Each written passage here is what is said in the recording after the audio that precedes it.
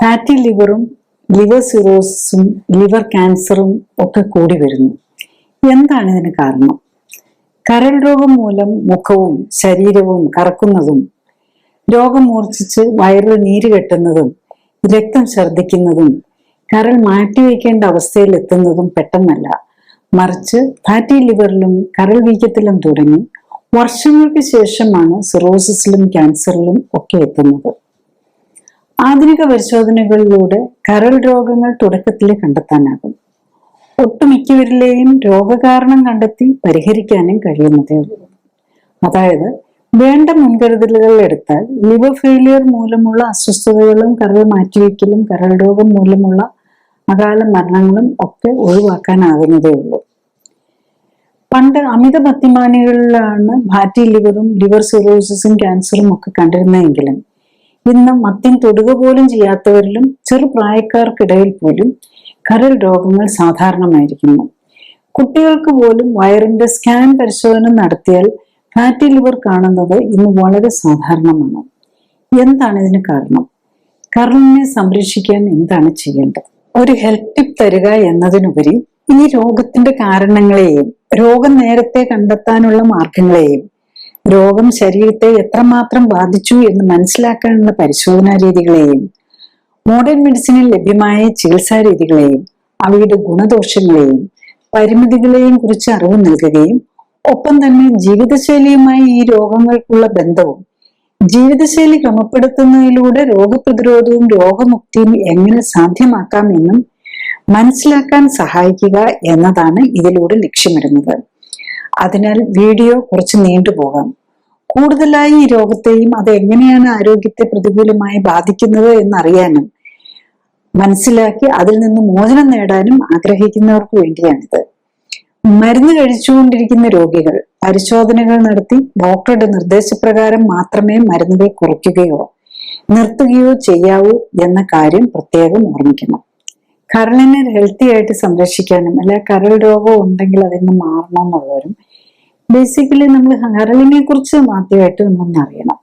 ഇപ്പൊ കരളെന്ന് പറഞ്ഞാൽ നമ്മുടെ ബോഡിയിലെ ഏറ്റവും വലിയ ഓർഗൻ ആണെന്ന് പറയാം. ഇന്റേണൽ ഓർഗൻ, ഉള്ളിലുള്ളതിൽ ഏറ്റവും വലിയ ഓർഗൻ ആണ്. ഏറ്റവും വലുത് സ്കിന്നാണ്, പക്ഷെ ഉള്ളിലുള്ളതിൽ ഏറ്റവും വലുത് ലിവറാണ്. അതിൽ ഏകദേശം ഒരു 1.5 to 1.8 kg ആണ് അതിന്റെ വെയിറ്റ് വരിക. അപ്പൊ അതിനകത്ത് സ്മോൾ യൂണിറ്റ്സ് ആയിട്ടാണ് സെല്ലുകളുടെ ഒരു ഫങ്ഷണൽ യൂണിറ്റ് ആയിട്ട് നിൽക്കുന്ന ഹെപ്പാറ്റിക് ഗ്ലോബ്യൂൾസ് എന്ന് പറയും. അപ്പൊ അതിനകത്ത് മെയിൻ സെൽസ് എന്ന് പറയുന്നത് നമ്മളുടെ മെയിൻ ഹെപ്പറ്റോസൈറ്റ്സ് എന്നാണ് പറയുന്നത്, മെയിൻ സെൽസ്.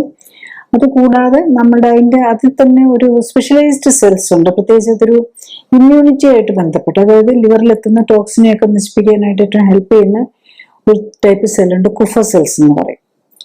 പിന്നെ ലിവറിന്റെ വേറൊരു പ്രത്യേകത എന്താന്ന് വെച്ചാൽ അതിൻ്റെ അകത്തെ കൂടെ ഉള്ള രക്തയോട്ടമാണ്. സാധാരണ എല്ലാ അവയവങ്ങൾക്കും ഹാർട്ടിൽ നിന്ന് വരുന്ന ഒരു ആർട്ടറി ഉണ്ടാവും, ശുദ്ധരക്തം, പിന്നെ അശുദ്ധരക്തം കൊണ്ടുപോകാനായിട്ട് ഒരു വെയിനും ഉണ്ടാവും. പക്ഷെ ലിവറിന്റെ പ്രത്യേകത എന്താന്ന് വെച്ചാൽ നമ്മളുടെ ഗ്യാസ്ട്രോ ഇൻറ്റെസ്റ്റൈനൽ ട്രാക്ട് അല്ലെങ്കിൽ ദഹന വ്യവസ്ഥയായിട്ട് ബന്ധപ്പെട്ട അവയവങ്ങളിൽ നിന്ന് വരുന്ന രക്തമെല്ലാം ഒരു പോർട്ടൽ സർക്കുലേഷൻ എന്ന് പറഞ്ഞ ഇതിലേക്ക് വരും. അവിടെ നിന്ന് നേരെ ലിവറിലേക്ക് വരും. അതായത് നമ്മളുടെ ഭക്ഷണം, നമ്മൾ കഴിക്കുന്ന ഭക്ഷണം എല്ലാം അബ്സോർബ് ചെയ്യുന്ന രക്തത്തിലേക്കാണല്ലോ. എന്നിട്ട് അത് നേരെ ഹാർട്ടിലേക്കല്ല രക്തം പോകുന്നത്. ആ രക്തം വന്ന് നമ്മുടെ ലിവറിലേക്ക് വരും. എന്നിട്ട് ലിവറിൽ കൊണ്ടുവന്ന് ഈ പോഷകങ്ങളെല്ലാം കൊടുക്കും. അപ്പൊ ഈ പോഷകങ്ങളൊക്കെ എന്താ ചെയ്യേണ്ടതെന്ന് തീരുമാനിച്ച് അതിന് വേണ്ട സാധനങ്ങളൊക്കെ ആക്കി മാറ്റുന്നതും എല്ലാം ലിവറിന്റെ പണിയാണ്. ലിവറിനൊരു മേജർ വർക്കുണ്ട്. അതായത് മെറ്റബോളിസത്തിന് നമ്മളുടെ ബോഡിയിൽ ഭക്ഷണം കഴിച്ച് അബ്സോർബ് ചെയ്ത് കഴിഞ്ഞ് ദഹനം വയറിനകത്ത് നടക്കും. പക്ഷെ അബ്സോർബ് ചെയ്ത സാധനം എല്ലാം നേരെ കൊണ്ടുവന്ന് പോർട്ടൽ സർക്കുലേഷൻ എന്ന് പറയും. അപ്പം ആ വെയിൻ വന്ന് ഒരു ഹെപ്പാറ്റിക് വെയിൻ എന്ന് പറയും, അത് ലിവറിലേക്ക് വരും. അപ്പൊ അതാണ് ഒരു പ്രത്യേകത ലിവറിന്. അപ്പൊ അതിനകത്ത് രക്തയോട്ടം മറ്റവയവങ്ങളെ വെച്ച് നോക്കുമ്പോൾ ഒത്തിരി കൂടുതലുണ്ടാവും. പിന്നെ അതിന്റെ ലിവറിന്റെ ഫങ്ഷൻ എന്ന് പറഞ്ഞു കഴിയുമ്പോൾ നോക്കുമ്പോൾ ഒന്ന് മെറ്റബോളിസമാണ്. മെറ്റബോളിസത്തിൽ നമ്മൾ കാർബോഹൈഡ്രേറ്റ്, നമ്മുടെ ഭക്ഷണത്തിൽ നിന്ന് വരുന്ന എല്ലാ സാധനങ്ങളെയും മെറ്റബോളൈസ് ചെയ്യുന്ന കാർബോഹൈഡ്രേറ്റ്, ഫാറ്റ്, പ്രോട്ടീനെയൊക്കെ ഡൈജസ്റ്റ് ചെയ്ത് അമിനോ ആസിഡ്സ് ആയിട്ടായിരിക്കും വരുന്നത്. അതുപോലെ ഫാറ്റ് പിന്നെ ട്രൈഗ്ലിസറൈഡ് ആയിട്ടായിരിക്കും വരിക. പിന്നെ കാർബോഹൈഡ്രേറ്റിനെ ഗ്ലൂക്കോസ് അല്ലെ ഫ്രക്ടോസ് ആയിട്ടായിരിക്കും അത് വരുന്നത്. ഇതിലെല്ലാം വേണ്ട രീതിയിൽ മാറ്റി ഇപ്പം കാർബോഹൈഡ്രേറ്റ് ഗ്ലൂക്കോസിനെയൊക്കെ ആവശ്യത്തിൽ കൂടുതലുള്ളതിനെയൊക്കെ ഗ്ലൈക്കോജൻ, അത് കാർബോഹൈഡ്രേറ്റിന്റെ സ്റ്റോറേജ് ഫോമാണ് ഗ്ലൈക്കോജൻ എന്ന് പറയുന്നത്. അത് നമുക്ക് ബോഡിയിൽ ഒരു കിലോ ഒക്കെയാണ് മാക്സിമം ഉള്ളൂ ഗ്ലൈക്കോജനാക്കി. അത് ഗ്ലൈക്കോജനാക്കി വയ്ക്കുക. അത് ഇമ്മീഡിയറ്റ് ഗ്ലൂക്കോസ് ആവശ്യങ്ങൾക്ക് റിലീസ് ചെയ്യാനായിട്ട്. പിന്നെ കൂടുതലുള്ളതിനെയൊക്കെ ഫാറ്റ് ആക്കും, ട്രൈഗ്ലിസറൈഡ് ആക്കി അത് കൊഴുപ്പ് കോശങ്ങളിലേക്ക് വിട്ട് അവിടെ കൊണ്ടുപോയി സ്റ്റോർ ചെയ്യും. പിന്നെ നമ്മുടെ ഭക്ഷണത്തിലുള്ള എക്സസ് കൊഴുപ്പിനെ ആണെങ്കിലും അതൊക്കെ എനർജി സ്റ്റോർ ആയിട്ടാണ് ഇതിനൊക്കെ ഇന്ന് മാറുന്നത്. അപ്പൊ എനർജി ആയിട്ട് ഇത് കൊണ്ട് സ്റ്റോർ ചെയ്യുകയാണ്. അപ്പൊ എക്സസ് കൊഴുപ്പിനെയും കൊണ്ടുപോയി സ്റ്റോർ ചെയ്യും. പിന്നെ നമ്മുടെ കൊളസ്ട്രോൾ ബോഡിയിൽ, ഇപ്പം നമ്മൾ ഭക്ഷണം നോൺ വെജിറ്റേറിയൻ കഴിക്കുന്നവർക്കാണെങ്കിൽ അതിനകത്ത് കുറച്ച് കൊളസ്ട്രോൾ ഉണ്ടാകും ഭക്ഷണത്തിന്. പക്ഷെ ബോഡിയിൽ കൊളസ്ട്രോൾ, പ്രത്യേകിച്ച് വെജിറ്റേറിയൻസിനൊക്കെ ആണെങ്കിൽ നമുക്ക് ബോഡിക്ക് അത്യാവശ്യമുള്ള സാധനമാണ് കൊളസ്ട്രോൾ. പല മെറ്റബോളിക് ആക്ടിവിറ്റീസും, പ്രത്യേകിച്ച് സെക്സ് ഹോർമോൺ ഉണ്ടാക്കുക, വൈറ്റമിൻ ഡി ഉണ്ടാക്കുക, ഈവൻ സെല്ലിന്റെ വാൾ ഉണ്ടാക്കാൻ, ഇങ്ങനെ പല കാര്യങ്ങൾക്കും കൊളസ്ട്രോൾ വേണം. ഇതിനെ ഉണ്ടാക്കുന്നത് മെയിൻലി ലിവറിലാണ്. പിന്നെ വൈറ്റമിൻ ഡി നമ്മുടെ സ്കിന്നിൽ, സൂര്യപ്രകാശം നമ്മുടെ സ്കിന്നിൽ വീഴുമ്പം കൊളസ്ട്രോളിൽ നിന്ന് വൈറ്റമിൻ ഡി ഉണ്ടാകുമെങ്കിലും അതൊരു ഹോർമോൺ ആയിട്ടാണ് ഇരിക്കുന്നത്. അതിനെ ലിവറാണ് നെക്സ്റ്റ് ഫോമിലേക്ക് ആക്ടിവേറ്റ് ചെയ്യും. അത് കഴിഞ്ഞ് അതിനെ കൂടുതൽ ആക്റ്റീവ് ആക്കുന്നത് ശരിക്കും പറഞ്ഞാൽ കിഡ്നിയാണ്. അങ്ങനെ പല ലെവലിലാണ് ഇവരെല്ലാം, പല ഡിവിഷൻ ഓഫ് ലേബർ ഉണ്ട്. പലരും പല കാര്യങ്ങളായിട്ടാണ് ചെയ്യുന്നത്. പിന്നെ ഈ അമിനോ ആസിഡ്സ്, പ്രോട്ടീനൊക്കെ ഡൈജസ്റ്റ് ചെയ്ത് അമിനോ ആസിഡ്സ് ആയിട്ട് ലിവറിൽ എത്തിക്കഴിഞ്ഞാൽ വേണ്ടതരം പ്രോട്ടീനുകൾ നമ്മൾ ലിവറാണ് ഉണ്ടാക്കുന്നത്. അപ്പൊ അതിൽ തന്നെ ഇപ്പം ക്ലോട്ടിങ്ങിന് വേണ്ടിയിട്ട്, അത് രക്തം കട്ടപിടിക്കാൻ വേണ്ടിയിട്ടുള്ള പല സാധനങ്ങളും പ്രോട്ടീൻ ഫാക്ടേഴ്സ് എന്ന് പറയും. അത് ഓൾമോസ്റ്റ് 12 തരമൊക്കെ ഉണ്ട് പ്രോട്ടീൻ ഫാക്ടേഴ്സ്. ഇതൊക്കെ ഉണ്ടാക്കുന്നത് ലിവറാണ്. അതുപോലെ ഈ പ്രോട്ടീൻ ഫാക്ടേഴ്സിനെ, ഈ ക്ലോട്ടിങ്ങിനെ കൺട്രോൾ ചെയ്യുന്ന വേറൊരു സെല്ലാണ് പ്ലേറ്റ്ലെറ്റ് എന്ന് പറയുള്ളൂ. പ്ലേറ്റ്ലെറ്റ് ഉണ്ടാക്കുന്നത്, പ്ലേറ്റ്ലെറ്റ് ഉണ്ടാക്കാനായിട്ട് എത്ര ഉണ്ടാക്കണമെന്ന് പറയാൻ ഒരു ഹോർമോൺ ഉണ്ട്, ത്രോംബോപോയറ്റിൻ. അതുണ്ടാക്കുന്നത് ലിവറാണ്. പ്ലേറ്റ്ലെറ്റിനെ ഉണ്ടാക്കുന്നത് എല്ലുകൾക്കുള്ളിനകത്താണ്, മജ്ജയ്ക്കകത്താണ്. പക്ഷെ എത്ര ഉണ്ടാക്കണമെന്ന് പറയുന്നത് ലിവറാണ്. ത്രോംബോപോയറ്റിൻ, ലിവർ പറയുന്നതനുസരിച്ച് ത്രോംബോപോയറ്റിൻ പുറത്തു വരുന്നതനുസരിച്ചായിരിക്കും പ്ലേറ്റ്ലെറ്റ് എത്ര വേണമെന്നുള്ളത് തീരുമാനിക്കുന്നത്. അതുപോലെ ഒരു ആൻജിയോടെൻസിനോജൻ എന്ന് പറഞ്ഞൊരു ഹോർമോൺ പോലെ ഉണ്ട്, ഒരു പ്രോ ഹോർമോണാണ്. അതാണ് പ്രഷറിനെ കൺട്രോൾ ചെയ്യാൻ. അതും കിഡ്നി എന്നുള്ള ഒരു റെനിൻ, ആൻജിയോടെൻസിൻ, ആൽഡോസ്റ്ററോൺ മെക്കാനിസം ഒക്കെ ഉണ്ട്. അത് kidney, liver, lungs and adrenal gland, ഇവർ 3 പേരും കൂടിയാണ് ആ ഒരു സൈക്കിളിലാണ് നമ്മൾ ബ്ലഡ് പ്രഷർ കൺട്രോൾ ചെയ്യുന്നത്. അതുകൂടാതെ ബ്രെയിനിൽ നിന്നും ഹാർട്ടിൽ നിന്നും ഒക്കെ ഉള്ള വേറെ ഹോർമോൺസും ഉണ്ട്. പക്ഷെ ഇത് അവരാണ് ഏറ്റവും മെയിൻ ആയിട്ട് നിൽക്കുന്നത്. അപ്പൊ ഇതെല്ലാം ഉണ്ടാക്കാനായിട്ട് ലിവറിന്റെ ആവശ്യമുണ്ട്. ഓൾമോസ്റ്റ് 500 ഐറ്റംസ് ലിവർ ഉണ്ടാക്കുന്നുണ്ടെന്നുള്ളതാണ്. അത് ബോഡിയുടെ ആവശ്യത്തിനനുസരിച്ച് ഉണ്ടാക്കിക്കൊണ്ടിരിക്കുകയാണ്. ഡിമാൻഡ് പറയുന്നതനുസരിച്ച് ഓരോ കെമിക്കൽ ഇതെല്ലാം കമ്മ്യൂണിക്കേറ്റ് ചെയ്യുന്ന ഒന്നെങ്കിൽ ന്യൂറോളജിക്കലി അല്ലെങ്കിൽ കെമിക്കലി ആണ്. ഈ ഹോർമോൺസും സൈറ്റോകൈൻസും ഒക്കെ വഴി അനുസരിച്ച് ഉണ്ടാക്കിക്കൊണ്ടിരിക്കുകയാണ്. ദെൻ ഡീടോക്സിഫിക്കേഷൻ, അതായത് വിഷത്തിന് വിഷം അല്ലെന്നാക്കുക. എന്ത് നമ്മളുടെ മുകളിൽ വിഷം ചെന്നാലും, ഈവൻ നമുക്കറിയാം ആൽക്കഹോളിനെ ഡീടോക്സിഫൈ ചെയ്ത്, ശരിക്കും കെമിക്കൽ ഡീടോക്സിഫൈ ചെയ്യാനായിട്ട് ആദ്യം ചെയ്ത് ആൽഡിഹൈഡ് ആക്കുകയാണ്. ആൽഡിഹൈഡ് ശരിക്കും മോർ ടോക്സിക് ആണ്. അതിന് ഇമ്മീഡിയറ്റ്ലി തന്നെ അതിനെ നെക്സ്റ്റ് ഫോം എനർജി യൂസേജിന് വേണ്ടി ടെസ്റ്റിക് ആസിഡ് അല്ലെങ്കിൽ അസിറ്റൈൽ കോയ പോലെയുള്ളതാക്കുകയാണ് ചെയ്യുന്നത്. അപ്പൊ അത് ലിവറിന്റെ ഫങ്ഷനാണ്. പിന്നെ എന്ത് മെഡിസിൻസ് നമ്മൾ കഴിക്കുന്ന മരുന്നെല്ലാം നേരെ കഴിക്കുകയാണെങ്കിൽ നേരെ ലിവറിലേക്കാണ് ചെല്ലുന്നത്. അവിടെ വെച്ച് 80 to 90% മിക്കവാറും എല്ലാ മരുന്നുകളെയും ലിവർ ഡീടോക്സിഫൈ ചെയ്യും. ആക്ച്വലി നമ്മൾ ആഗ്രഹിക്കുന്നില്ലത്, പക്ഷെ എന്നാലും അങ്ങനെയാണ് സംഭവിക്കുന്നത്. അതുകൊണ്ടാണ് ലിവറിന് പ്രോബ്ലം ഉള്ളവർക്ക് നമ്മൾ മരുന്ന് ഓവർഡോസ് ആകാം, പെട്ടെന്ന് ലിവറിനെ കൊണ്ട് ജോലി ചെയ്യാൻ പറ്റില്ല. അതുപോലെ പലതരം മരുന്നുകളും ലിവറിന് ചിലപ്പോൾ പ്രോസസ്സ്, ചിലരിൽ ചില പ്രത്യേകതരം ജെനറ്റിക്സ് ഉള്ളവർക്ക് ചില മരുന്നൊക്കെ ഡീടോക്സിഫൈ ചെയ്യാം, അല്ലെങ്കിൽ അതിനെ മെറ്റബോളൈസ് ചെയ്യാൻ പറ്റാതെ വരുമ്പോഴാണ് ലിവർ ഡിസീസിൽ, പെട്ടെന്ന് ലിവർ ഫെയിലിയർ ഒക്കെ വരുമല്ലോ ചില മരുന്നുകൾ കഴിക്കുമ്പോൾ.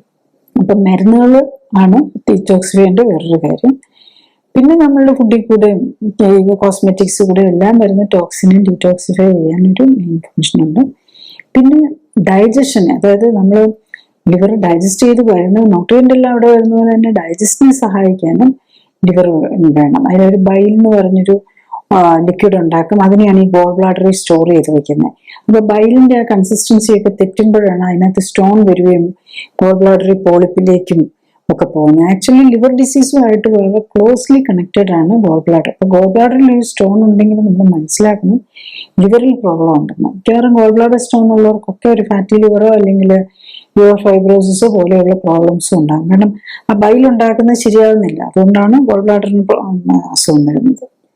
നെക്സ്റ്റ് ലിവറിന് വരുന്ന അസുഖങ്ങളെ കുറിച്ചാണ്.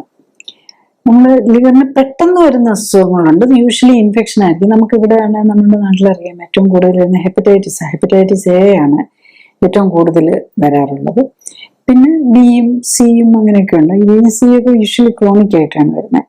പിന്നെ ലിവറിനെ ഏറ്റവും എഫക്ട് ചെയ്യുന്ന ടോക്സിൻസ്, ചിലപ്പോൾ ആന്റിബയോട്ടിക്സ് അല്ല കീമോതെറാപ്പിയുടെയോ ഇപ്പൊ ചില കൂടുതൽ മൾട്ടിപ്പിൾ ആന്റിബയോട്ടിക്സ് ഒന്നിച്ചെടുക്കേണ്ട TBക്ക് പോലെയോ ഒക്കെ എടുക്കേണ്ടി വരുമ്പം ചിലപ്പോൾ പെട്ടെന്ന് ലിവർ ടോക്സിൻ ലിവർ ഫെയിലിയറിലേക്ക് പോകാനുള്ള ഒരു പോസിബിൾ. അത് മെയിൻലി ഒരു കാരണം മെഡിക്കേഷൻ തന്നെയാണ്.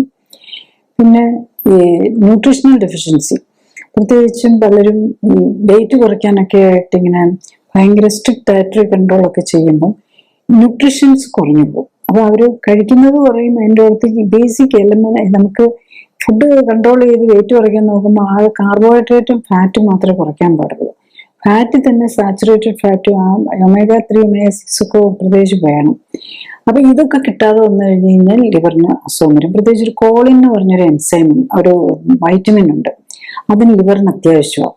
ഇതിന്റെ എല്ലാം കുറവ് വന്നു കഴിഞ്ഞ് കഴിഞ്ഞാൽ ചിലപ്പം പ്രത്യേകിച്ച് ഇങ്ങനെയുള്ളവരിൽ വെരി ഫാസ്റ്റ് ഇങ്ങനെ സ്ട്രിക്റ്റ് ഡയറ്റ് കൺട്രോളും ഒക്കെ ചെയ്യുമ്പോൾ അത് കറക്റ്റായിട്ടല്ല, സ്ട്രിക്റ്റ് ഡയറ്റ് കൺട്രോൾ ആകാം, പക്ഷെ ന്യൂട്രീഷൻ എല്ലാം കിട്ടുന്നുണ്ടെന്ന് ഉറപ്പാക്കണം. അല്ലാതെ ജസ്റ്റ് നമ്മൾ കുറച്ച് ശരിക്കും ഒഴിവാക്കേണ്ടത് കാർബോഹൈഡ്രേറ്റ് ആണ്. ചിലർ എന്താ ചെയ്യുന്നതെന്ന് വെച്ചാൽ നോൺ വെജും ഈ പ്രോട്ടീനുള്ള ഫുഡെല്ലാം ഒഴിവാക്കി ആകെ വെറുതെ ഓട്സും അതുപോലെയുള്ളത് മാത്രം എടുത്ത് കഴിച്ചുകൊണ്ട് ഡയറ്റ് ചെയ്യും. അങ്ങനെയൊക്കെ ചെയ്യുമ്പം ഇങ്ങനെ ലിവറിന് പ്രോബ്ലം, പ്രത്യേകിച്ച് ഫാസ്റ്റ് അങ്ങനെ വരുമ്പോഴാണ് ഈ പലരും ചോദിക്കും ഫാസ്റ്റ് വെയിറ്റ് റിഡക്ഷൻ വരുമ്പോൾ പ്രോബ്ലം വരുമെന്ന്. ഒരു 8 to 10% ഒക്കെ നമുക്ക് വെയിറ്റ് ഒരു മാസം കുറയ്ക്കുന്നതിന് കുഴപ്പമില്ല.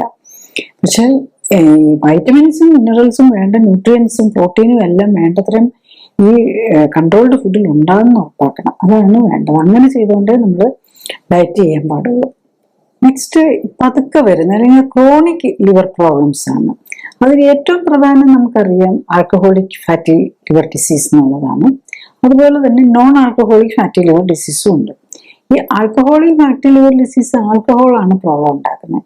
നോൺ ആൽക്കഹോളിക് ഫാറ്റി ലിവർ ഡിസീസിൽ ആരാണ് പ്രോബ്ലം ഉണ്ടാക്കുന്നതെന്ന് വെച്ചാൽ ബേസിക്കലി കാർബോഹൈഡ്രേറ്റ്, നമ്മൾ കഴിക്കുന്ന കാർബോഹൈഡ്രേറ്റും ഫാറ്റുമാണ്. അതായത് നമ്മുടെ ഓയിൽ സീഡ്സ്, നട്ട്സ്, ഇതിനകത്ത് നല്ല മരുന്നും കൊഴുപ്പാണ്. നമ്മൾ ഈ ബദാം, പിസ്റ്റ, കശുവണ്ടി, കപ്പലണ്ടി ഇതൊക്കെ തിന്നുമ്പം അതെല്ലാം ശരിക്കും അതിനകത്ത് ഓൾമോസ്റ്റ് 40 to 50, ഇതിലൊക്കെ 60% വരെ ഫാറ്റാണ്. ഇതാണ് നമുക്ക് ഡാമേജിങ് ആകുന്നത്. അപ്പം മറ്റിടത്ത് ആൽക്കഹോൾ ആണെങ്കിൽ ഒരു കാർബോഹൈഡ്രേറ്റ് ആണ്, അതുപോലെ ഇതും കാർബോഹൈഡ്രേറ്റ് തന്നെയാണ്. കാർബോഹൈഡ്രേറ്റ് ആണ് അപ്പോൾ ആക്ച്വലി, അല്ലെങ്കിൽ ഓർ ഹൈഡ്രോ കാർബൺ. മറ്റത് ഫാറ്റ് ആണെങ്കിൽ ഹൈഡ്രോ കാർബൺ എന്ന് പറയും. ഇവരാണ് അതിനകത്ത് മെയിനായിട്ട് വരുന്നത്. അതിൽ തന്നെ ചിലരിൽ അത് ഒരു നെക്സ്റ്റ് ലെവലിലേക്ക് ലിവറിന് നീർക്കെട്ടിലേക്ക് മാറും. അതിനാണെന്ന് പറയുന്നത് ആൽക്കഹോളിക് സ്റ്റേറ്റ് ഓഫ് ഹെപ്പറ്റൈറ്റിസ്. അതിലെന്താ പ്രത്യേകത എന്ന് വെച്ചാൽ ലിവർ എൻസൈംസും കൂടെ കൂടാൻ പോകുന്നു. ബ്ലഡ് മറ്റതിലാണെങ്കിൽ നമ്മൾ സ്കാനിങ് നോക്കുമ്പോൾ ഫാറ്റി ലിവറിനെ കാണുള്ളൂ. സ്കാനിങ് നോക്കുമ്പോൾ ഫാറ്റി ലിവറും ഉണ്ട്, അതിൻ്റെ കൂടെ എൻസൈംസും കൂടെ കൂടിയിട്ടുണ്ടെങ്കിൽ അതിൻ്റെ അർത്ഥം, അതുപോലെ ഇൻഫ്ലമേറ്ററി മാർക്കേഴ്സ് CRP, CRP ഒക്കെ കൂടിയിട്ടുണ്ട്, അതിൻ്റെ അർത്ഥം അവിടെ ലിവറിന് നീർക്കെട്ടും ലിവർ സെല്ലുകൾ ഡാമേജ് ആവുന്നതാണ്. മറ്റേത് ജസ്റ്റ് ഫാറ്റ് കിട്ടുക മാത്രമല്ല അവിടെ സെല്ലുകൾ നശിച്ചുകൊണ്ടിരിക്കുക എന്നും കൂടെയാണ് അതിനകത്ത് മനസ്സിലാകേണ്ടത്. അപ്പൊ ഇത് രണ്ടിലും വരാം. ആൽക്കഹോളിസത്തിലും ആൽക്കഹോളിക് ലിവർ ഡിസീസിലും അത് വരും, പിന്നെ നോൺ ആൽക്കഹോളിക്കിലും അത് തന്നെ വരും. നെക്സ്റ്റ് നമുക്ക് ലിവറിന് പ്രോബ്ലം ഉണ്ടാക്കുന്നത് പലതരം മരുന്നുകൾ തന്നെയാണ്. പലപ്പോഴും നമ്മൾ ഈ ജീവിതശൈലി രോഗങ്ങൾക്കായിട്ട് പലതരം മരുന്നുകൾ, ഇങ്ങനെ മൾട്ടിപ്പിൾ മരുന്നുകൾ ലിവറിന്, ഡയബറ്റീസിന് വേണ്ടി 3-4 എണ്ണം, പ്രഷറിന് വേണ്ടി 3-4 എണ്ണം, ഹാർട്ടിന് വേണ്ടി കുറെ, പിന്നെ അതിൻ്റെ കൂടെ ആർത്രൈറ്റിസ് ഉണ്ടെങ്കിൽ അതിന് ഇങ്ങനെ മൾട്ടിപ്പിൾ മെഡിസിൻസ് ആയിരിക്കും. ഇപ്പൊ സ്റ്റിറോയിഡ്സ്, ഹാർട്ടിന് വേണ്ടി കഴിക്കുന്ന അമിയോഡറോണ്, പിന്നെ ഈ ആർത്രൈറ്റിസിന് കഴിക്കുന്ന മെത്തോട്രെക്സേറ്റ്, പിന്നെ ആന്റിബയോട്ടിക്സ്, പ്രത്യേകിച്ച് ടെട്രാസൈക്ലിൻ പോലെ പല ആന്റിബയോട്ടിക്സിനും ലിവർ പ്രോബ്ലം ഉണ്ടാക്കാം. പിന്നെ ഈ ലേഡീസിനൊക്കെ ഈ ക്യാൻസർ കഴിഞ്ഞിട്ട് ഹോർമോൺ തെറാപ്പി ആയിട്ട് കൊടുക്കുന്ന ടമോക്സിഫൻ, കീമോതെറാപ്പിയിലെ ഓൾമോസ്റ്റ് എല്ലാ മെഡിസിൻസും തന്നെ വരാം. അതുകൊണ്ടാണ് നമ്മളിങ്ങനെ മരുന്നുകൾ കഴിച്ചുകൊണ്ടിരിക്കുന്ന ലിവർ ഫംഗ്ഷൻ നോക്കണം. ലിവർ ഫങ്ഷൻ നോക്കിയിട്ട് നമ്മൾ ലിവറിന്റെ എൻസൈംസ് ഒക്കെ കൂടുമ്പോഴും പിന്നെ ആ മരുന്നൊക്കെ മേടിച്ചു കഴിഞ്ഞാൽ ഡെഫിനറ്റ്ലി ലിവറിന് വെറുതെ നോക്കിയിട്ട് മാത്രം കാര്യമില്ല. പിന്നെ ഇതെല്ലാം ജീവിതശൈലി രോഗങ്ങൾക്കാണ് നമ്മൾ മരുന്ന് കഴിക്കുന്നത്. അപ്പൊ അത് മരുന്ന് കുറച്ചുകൊണ്ട് വന്നില്ലെങ്കിൽ മറ്റു രോഗം ഇല്ലാത്തൊരു രോഗം അല്ലെ ഒടാൻ പോകുന്നത് പ്രിവെന്റ് ചെയ്യാനായിട്ട് കഴിക്കുമ്പോൾ നമ്മൾ ലിവറിനെയാണ് കോംപ്രമൈസ് ചെയ്യുന്നത്. അത് നമ്മൾ ഓൾവേസ് ഓർക്കണം. അപ്പൊ മരുന്ന് കഴിയുമ്പോൾ ലിവർ എൻസൈംസ് കൂടിയിട്ടും പല പേഷ്യൻസും കാണാറുണ്ട് മരുന്ന് പിന്നെയും കണ്ടിന്യൂ ചെയ്തുകൊണ്ടിരിക്കുന്നത്. പിന്നെ പലപ്പോഴും ഉണ്ട് ക്രോണിക് ആയിട്ട് എടുക്കുന്ന സൈക്യാട്രിക് മെഡിസിൻസ്, എപ്പിലെപ്സിക്ക് എടുത്തുകൊണ്ടിരിക്കുന്ന മെഡിസിൻസ്, ഇങ്ങനെയൊക്കെ എടുത്ത് കാണുന്നവരിലും ലിവർ എൻസൈംസും കൂടി ഫാറ്റി ലിവറും ഉണ്ടാകും, ലിവർ എൻസൈംസും കൂടുന്നത് കോമൺ ആണ്. അപ്പൊ നമ്മൾ സീരിയസ്ലി ചിന്തിക്കണം ലൈഫ് സ്റ്റൈൽ കറക്റ്റ് ചെയ്തുകൊണ്ട് മരുന്ന് കുറയ്ക്കാനായിട്ടും. ഈവൻ നമ്മൾ വേണമെന്ന് വെച്ച് കഴിഞ്ഞാൽ നമ്മൾ കറക്റ്റായിട്ട് ലൈഫ് സ്റ്റൈൽ കറക്റ്റ് ചെയ്ത് കഴിഞ്ഞാൽ നമുക്ക് 90% ഓഫ് മരുന്ന് നമുക്ക് ഒഴിവാക്കാൻ പറ്റുന്നതാണ്. അപ്പൊ ലിവറിന് പ്രോബ്ലം ഉണ്ടോ നമ്മൾ മരുന്നുകൾ കുറയ്ക്കുക എന്നുള്ളതാണ് ഇമ്പോർട്ടൻ്റ് ആയിട്ട് വരുന്നത്. പിന്നെ ക്രോണിക് ലിവർ ഡിസീസിലാണെങ്കിലും ഹെപ്പറ്റൈറ്റിസ് ബി, ഹെപ്പറ്റൈറ്റിസ് സി, ഇതിനൊക്കെ നമ്മൾ ആന്റിവൈറലൊക്കെ എടുക്കും. അതാണെങ്കിലും ശരിക്കും ലിവറിന് തന്നെയാണ് അതിൻ്റെ ഡാമേജ് വരാവുന്നത്. ശരിയാണ്, കുറെ ബെനിഫിറ്റ് വരാം. അപ്പൊ ഇതൊക്കെ എന്താ ചെയ്യേണ്ടതെന്ന് വെച്ച് കഴിഞ്ഞാൽ പിന്നെ ഹെപ്പറ്റൈറ്റിസ് ബിക്കും ഹെപ്പറ്റൈറ്റിസ് സിക്കും ഒക്കെ മരുന്ന് കഴിച്ചുകൊണ്ടിരിക്കുകയാണെങ്കിൽ നമ്മൾ ന്യൂട്രീഷനും മറ്റുള്ള ലൈഫ് സ്റ്റൈൽ ഫാക്ടേഴ്സും കൂടെ കറക്റ്റ് ചെയ്ത് ഈ വൈറൽ ലോഡും അതുപോലെ ചിലപ്പം ഞാൻ പേഷ്യൻസ് കണ്ടിട്ടുണ്ട് ഹെപ്പറ്റൈറ്റിസ് സിക്ക് വർഷങ്ങളായിട്ട് മരുന്ന് കഴിച്ചുകൊണ്ടിരിക്കുക, വൈറൽ ലോഡോ ഒന്നും നോക്കുന്നില്ല, മാറിയോന്ന് തന്നെ നോക്കുന്നില്ല. ആക്ച്വലി അദ്ദേഹം ലിവറിന് ഡാമേജ് ആയിട്ട് ലിവറിന് പ്രോബ്ലം ആണ് ഈ ഇതുമായിട്ടാണ് വരുന്നത്. അപ്പൊ അതിൻ്റെ കൂടെ ഡയബറ്റീസ് ഹൈപ്പർ ടെൻഷനും ഒക്കെ ഉണ്ട്. അപ്പം ഇദ്ദേഹത്തിന്റെ നോക്കുമ്പോൾ ആക്ച്വലി ഹെപ്പറ്റൈറ്റിസ് നെഗറ്റീവ് ആണ്. വെരി കോസ്റ്റ്ലി മെഡിസിൻസ് ആണ്, ആന്റിവൈറൽസ് എടുത്തോണ്ടിരിക്കുകയാണ്. അപ്പൊ അത് ഓൾറെഡി നെഗറ്റീവ് ആയിട്ടുണ്ട്. അപ്പൊ അങ്ങനെ ഉള്ളപ്പോഴും നമ്മൾ അത് കറക്റ്റായിട്ട് ഈവൻ പോസിറ്റീവ് ആയിട്ടുള്ളവർക്കാണെങ്കിൽ നമ്മൾ കാണാറുള്ള എന്താന്ന് വെച്ചാൽ കറക്റ്റായിട്ട് ഈ ന്യൂട്രീഷനും കൊടുത്ത് ഈ ക്ലിനിക്കൽ സപ്പോർട്ട് നമ്മൾ ചെയ്ത് മരുന്നെല്ലാം കുറച്ചുകൊണ്ട് വന്നു കഴിയുമ്പോൾ ഈവൻ പോസിറ്റീവ് ആയിരിക്കുന്നത് നെഗറ്റീവായി മാറാം എന്നുള്ളതാണ്.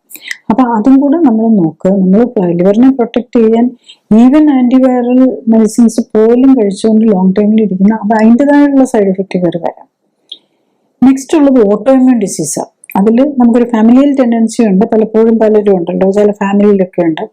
ചിലപ്പം family members 45 years 50 years 55 years ഒക്കെ ആകുമ്പോഴേക്കും ലിവർ പ്രോബ്ലം വന്ന് ലിവർ ഫെയിലിയറിലേക്കും റിനൽ ട്രാൻസ്പ്ലാന്റിലേക്കും ഒക്കെ പോകുന്നു. ഇതൊക്കെ ഒരു ഓട്ടോഇമ്യൂൺ ലിവർ ഡിസീസാണ്. അതിൽ മെയിൻലി കാണുന്നത് എന്താണെന്ന് ചോദിച്ചു കഴിഞ്ഞാൽ ഈ ഓട്ടോഇമ്യൂൺ ലിവർ ഡിസീസിന്റെ മെയിൻ റീസൺ ആയിട്ട് വരുന്നത് നമ്മൾ ചില ഭക്ഷണങ്ങൾ നമുക്ക് പറ്റാത്തതുണ്ടാവും. ആ ഭക്ഷണം ഒഴിവാക്കുക എന്നുള്ളതാണ് അതിനകത്ത് നിന്ന് ചെയ്യേണ്ടത്. അപ്പൊ ആ ഭക്ഷണം ഏതാണെന്ന് കണ്ടുപിടിച്ച് പ്രത്യേകിച്ച് ഒരു ഓട്ടോഇമ്യൂൺ ലിവർ സെൽസ് അല്ലെങ്കിൽ ഹെപ്പറ്റോസൈറ്റ്സിന് വരുമ്പോൾ ഹെപ്പറ്റൈറ്റിസ് എന്ന് പറയും. പിന്നെ കൊളാഞ്ചൈറ്റിസ്, അതായത് നമ്മുടെ ഈ ബൈല്, നമ്മുടെ ഈ രക്തരസം പോകുന്ന കുഴലുണ്ട്, അതിന് വരുന്നതിനാണ് നമ്മൾ കൊളാഞ്ചൈറ്റിസ് എന്ന് പറയുന്നത്. രണ്ട് രീതിയിലും വരാം. കൊളാഞ്ചൈറ്റിസിന്റെ കാര്യത്തിൽ ഒരു മെയിൻ റീസൺ ആയിട്ട് പറയുന്നത് ഗ്ലൂട്ടൻ അലർജിയാണ്, ഗ്ലൂട്ടൻ ഇൻടോളറൻസ് ആണ്. അപ്പൊ അതുകൊണ്ടാണ് ഇത്തരം രോഗങ്ങളുള്ളവർ ഗ്ലൂട്ടൻ, അതായത് ഗോതമ്പിനകത്തും മൈദ, റവ, ഇതിനകത്തൊക്കെ ഉള്ള ഒരു പ്രോട്ടീനാണ്. ആക്ച്വലി അത് ബോഡിക്ക് പറ്റാതെ വരുന്നു. നമ്മൾ പല പേഷ്യൻസിലും കാണാറുണ്ട് ഇവൻ ചിലർക്ക് റൈസ് പറ്റൂല. ഇപ്പൊ ലിവർ ഡിസീസ് ഉണ്ട്, ലിവർ എൻസൈംസ് കൂടി നിൽക്കുന്നു, ഫാറ്റി ലിവർ ഉണ്ടെങ്കിൽ അവർക്ക് റൈസ് പറ്റില്ലെങ്കിൽ റൈസും ഒഴിവാക്കേണ്ടി വരും. അപ്പൊ അതിന് പകരം നമുക്ക് മറ്റു ഓപ്ഷൻസ് ഉണ്ടാവും. മില്ലറ്റ്സ് ഉണ്ട്, ഫ്രൂട്ട്സ്, പൊട്ടറ്റോ, മുട്ടപ്പൊക്കെ, ഇതൊക്കെ കഴിക്കാമല്ലോ. കാർബോഹൈഡ്രേറ്റ് അല്ലേ ഇതിനകത്ത്, ആ കാർബോഹൈഡ്രേറ്റ് ആണ് കിട്ടുന്നത്. നമുക്ക് നാച്ചുറലി ഇഷ്ടംപോലെ ഫുഡ് ഐറ്റംസ് ഉണ്ട്. നമുക്ക് പറ്റാത്തത് ഒഴിവാക്കി പറ്റിയത് ഉപയോഗിക്കാൻ നോക്കുക എന്നുള്ളതാണ് ഇതിനകത്ത് ചെയ്യുന്നത്. നെക്സ്റ്റ് ക്യാൻസർ ആണ്. ക്യാൻസർ വരുന്നതും പതുക്കെ ആണ്. മിക്കവാറും ലിവർ ക്യാൻസർ ആണെങ്കിലും ഏത് ക്യാൻസർ ആണെങ്കിലും ലിവറിന്റെ ക്യാൻസറും വരാം, മറ്റ് സ്ഥലങ്ങളിൽ നിന്നുള്ള മെറ്റാസ്റ്റേസിസ് പടരുന്നത് പോലെ വരുന്നതും ആകാം. അപ്പൊ ഏതിലാണെങ്കിലും ലിവറും അസുഖം വരുന്ന ക്യാൻസർ എന്ന് പറയുന്ന ഒരു ലൈഫ് സ്റ്റൈൽ ഡിസീസാണ്. നമ്മൾ ടോക്സിൻസ് നമ്മുടെ ബോഡിയിൽ അക്യുമുലേറ്റ് ചെയ്ത് ന്യൂട്രീഷണൽ ഡെഫിഷ്യൻസി കാരണമാണ് ഇതെല്ലാം വരുന്നത്. അപ്പൊ അത് നമ്മൾ കറക്റ്റ് ചെയ്യുകയാണ് അവിടെയാണെങ്കിലും നമ്മൾ ചെയ്യേണ്ടി വരുന്നത്. പിന്നെ ലിവറുമായിട്ട് അറ്റാച്ച്ഡ് ആയിട്ടുള്ളതാണല്ലോ ഗോൾ ബ്ലാഡർ. ലിവർ ഉണ്ടാക്കുന്ന പിത്തരസം കളക്ട് ചെയ്ത് വെച്ച് അതിനെ കോൺസെൻട്രേറ്റ് ചെയ്ത് സേവ് ചെയ്ത് വെച്ചിട്ട് നമ്മുടെ ഭക്ഷണം കഴിക്കുമ്പോൾ ആവശ്യമനുസരിച്ച് കൊടുക്കുക എന്നുള്ളതാണ് അതിന്റെ ഉദ്ദേശം.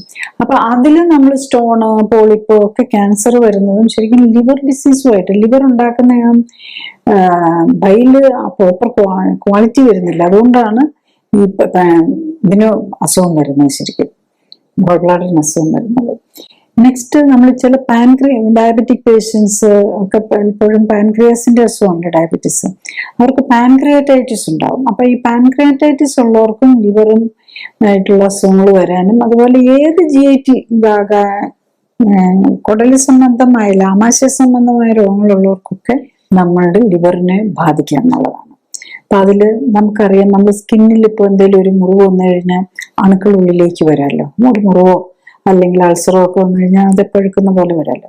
ഇതുപോലെ തന്നെയാണ് നമ്മൾ അൾസറേറ്റീവ് കൊളൈറ്റിസ് അല്ലെങ്കിൽ Crohn's disease, gastritis, gastric ulcer എന്നൊക്കെ പറയുമ്പോൾ അങ്ങനെയാണ്. അവിടെ ഒരു പ്രോബ്ലം വരികയാണ്. അപ്പൊ എന്താ പറ്റുന്നത്? ഈ വയറിനകത്തെല്ലാം ബാക്ടീരിയാസ് ഉണ്ട്. നമുക്ക് തന്നെ അറിയാം, നമ്മുടെ സ്റ്റൂള് അതിനകത്ത് സോ മെനി ബാക്ടീരിയാസ് ഉണ്ട്. അതുപോലെ ഇൻഡൈജസ്റ്റഡ് ഫുഡ് തന്നെ ഡൈജസ്റ്റഡ് അല്ലാത്തതുണ്ട്. നമ്മൾ നോർമലി കറക്റ്റ് ഡൈജസ്റ്റഡ് ഫുഡ് മാത്രമാണ് ഉള്ളിലേക്ക് ബ്ലഡിലേക്ക് അബ്സോർബ് ചെയ്യുക. പക്ഷെ ഇങ്ങനെയുള്ളവരിൽ ഈ ഡൈജസ്റ്റഡ് അല്ലാത്ത ഫുഡും ബാക്ടീരിയയും വൈറസും അവിടെ പലരും കയറിപ്പോവും. അപ്പൊ ഇതെല്ലാം ചെല്ലുന്നത് നേരെ എങ്ങോട്ടാണ്? ബ്ലഡില്ല, അവിടെ നിന്ന് വരുന്ന ബ്ലഡ് എല്ലാം നേരെ പോകുന്ന ലിവറിലേക്ക്. അപ്പൊ ഇതിന്റെ എല്ലാം ബേർഡൻ ലിവറിൽ വരും. അപ്പൊ ഇങ്ങനെയുള്ളവർക്കാണ് ഈ ഓട്ടോഇമ്യൂൺ കൊളഞ്ചൈറ്റിസും ഹെപ്പറ്റൈറ്റിസും ഒക്കെ വരാനതിന്റെ ഒരു റീസൺ ആയിട്ട് പറയുന്ന ഇത്തരം പ്രോബ്ലംസാണ്. അപ്പൊ നമുക്ക് അറിയത്തില്ലാത്തതിനെയൊക്കെ നമ്മൾ പറയും ഇഡിയോപ്പതിക്കെന്നും ഓട്ടോഇമ്യൂൺ. ബേസിക്കലി നമ്മുടെ ഇമ്മ്യൂൺ സിസ്റ്റം നമുക്ക് എഗെയിൻസ്റ്റ് ആയിട്ട് അതിനെ കൊണ്ട് വർക്ക് ലോഡ് താങ്ങാൻ പറ്റാതെ വരുമ്പോൾ അത് അബറന്റ് ആയിട്ട്, അതായത് എന്താ ചെയ്യേണ്ടതെന്ന് അറിയാൻ മേലാതെ ഈ നമ്മളുടെ സെൽസിനെ തന്നെ അറ്റാക്ക് ചെയ്യുകയാണ് ചെയ്യുന്നത്. അപ്പൊ ആ ഒരു സിറ്റുവേഷനിലേക്ക് പോകാനുള്ള കാരണം ഇങ്ങനെ ലീക്കി കട്ട് സിൻഡ്രോം എന്ന് പറയും. ലീക്കി കട്ടാണ്, വയറിനകത്തുള്ള പ്രശ്നങ്ങളാണെന്നാണ്. പിന്നെ ലിവറിനുമായിട്ട് ബന്ധപ്പെട്ട് വരുന്ന മെറ്റബോളിക് സിൻഡ്രോം ആണ്.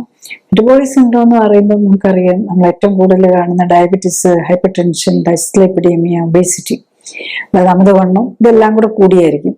പിന്നെ അതിൻ്റെ കൂടെ കൂർക്കം വലിയും സ്ലീപ്പ് അപ്നിയയും ഒക്കെ ഉണ്ടാവും. അപ്പൊ ഇതിലെല്ലാം അത് തന്നെ നമ്മളുടെ ലിവറിന് കാരണം കൊഴുപ്പ് കൂടിയിട്ടാണ് ഈ രോഗം എല്ലാം ഉണ്ടാകുന്നത്. അല്ലെങ്കിൽ കൊഴുപ്പ് നമ്മുടെ ശരീരത്തിൽ കൂടുകയും അത് രക്തക്കുഴലിലൊക്കെ അടിയുകയും ഒക്കെ ചെയ്യുമ്പോഴാണ് ഈ രോഗങ്ങളിലേക്ക് പോകുന്നത്. അപ്പം അത് തന്നെ അത് രോഗവും ലിവറിന് പ്രശ്നം ഉണ്ടാക്കും. കാരണം ഡയബറ്റീസ് ഉള്ള എല്ലാവർക്കും ഫാറ്റി ലിവറും ഉണ്ടാവും. അത് പിന്നെ പ്രോഗ്രസ് ചെയ്ത് സിറോസിസിലേക്ക് പോകുന്നുണ്ടോ എന്നുള്ളത് മാത്രമേ ക്വസ്റ്റ്യൻ വരുന്നുള്ളൂ എന്നുള്ളതാണ്.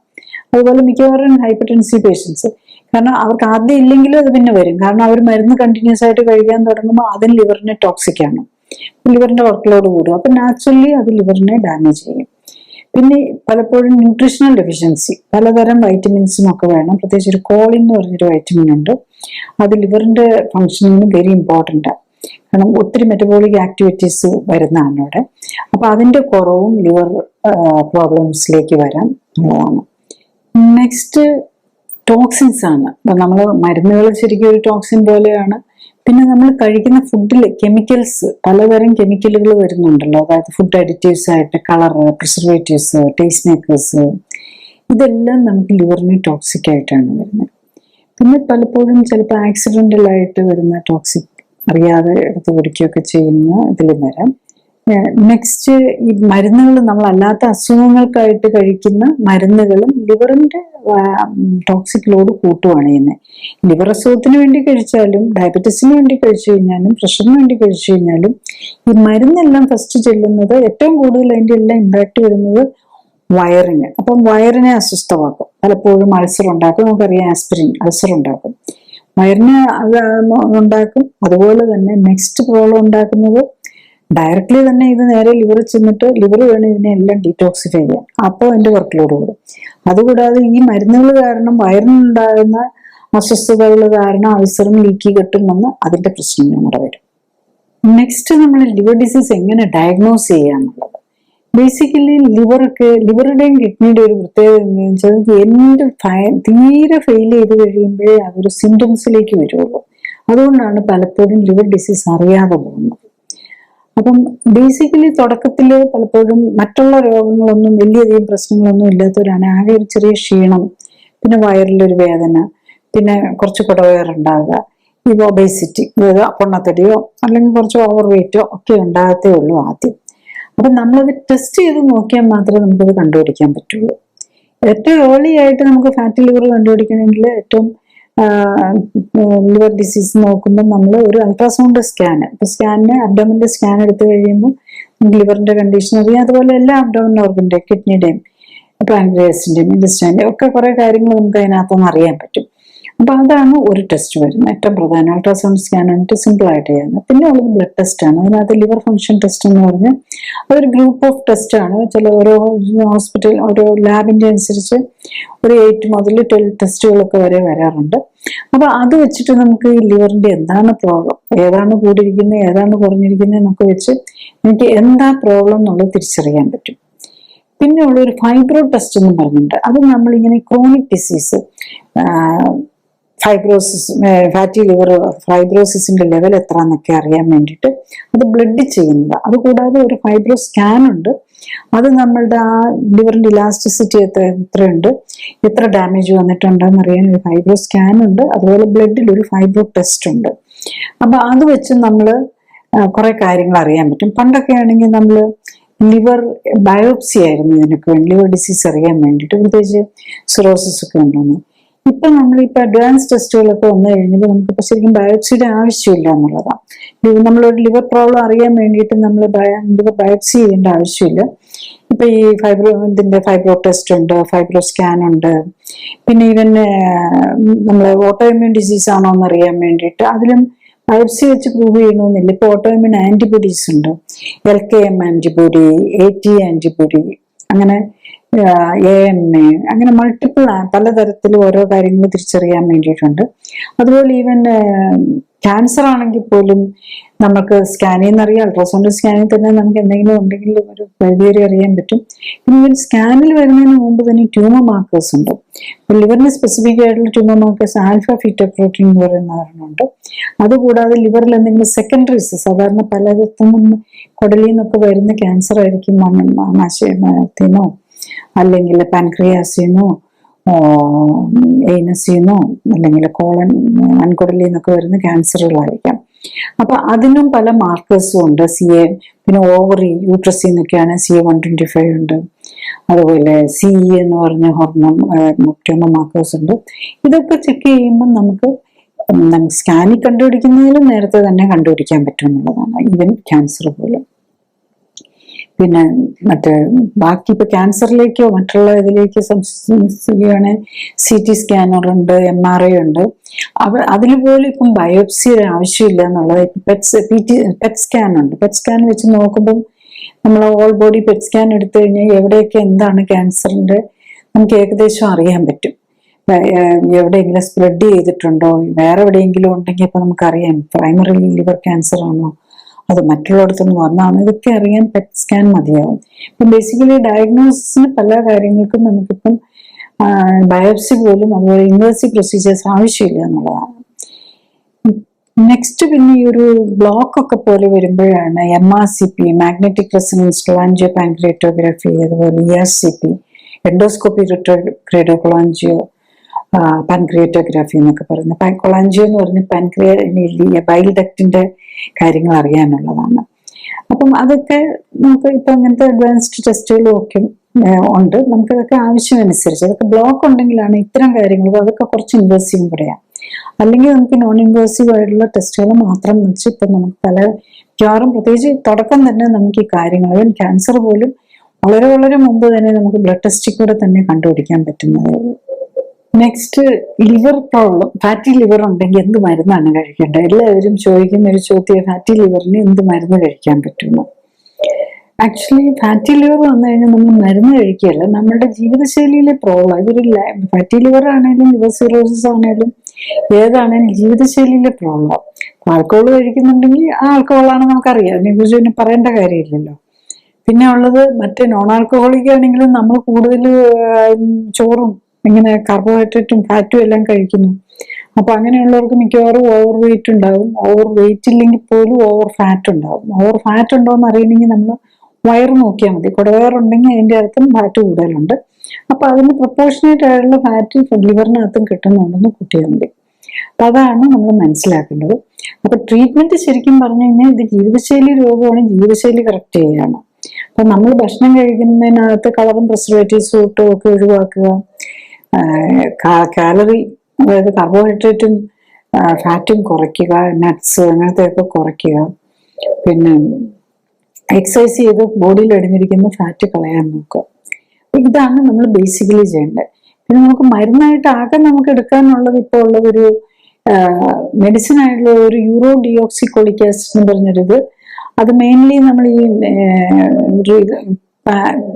ഗോൾ ബ്ലാഡർ സ്റ്റോണിനും അതുപോലെ സ്റ്റീറ്റോ ഹെപ്പറ്റൈറ്റിസ് പോലെ, അതായത് അവിടെ സ്റ്റാഗ്നേഷൻ ഇതിന് വരുന്നതിലും അതൊരു ശരിക്കും പറഞ്ഞൊരു ബൈൽ ആസിഡാണ്. അതിന് ചിലരിലൊക്കെ നല്ല ബെനിഫിറ്റ് കാണാറുണ്ട്. പക്ഷെ അതേ സമയത്ത് അത് ചിലപ്പോൾ ലിവർ പ്രോബ്ലം ഉണ്ടാക്കാം. ഞാൻ പറഞ്ഞാൽ നേരത്തെ ഏത് മരുന്നാണെങ്കിലും ലിവറിന് ചിലപ്പോൾ പ്രോബ്ലം കൂടെ ഉണ്ടാക്കാം, ലിവറിനെ സപ്പോർട്ട് ചെയ്യാനാണെങ്കിൽ.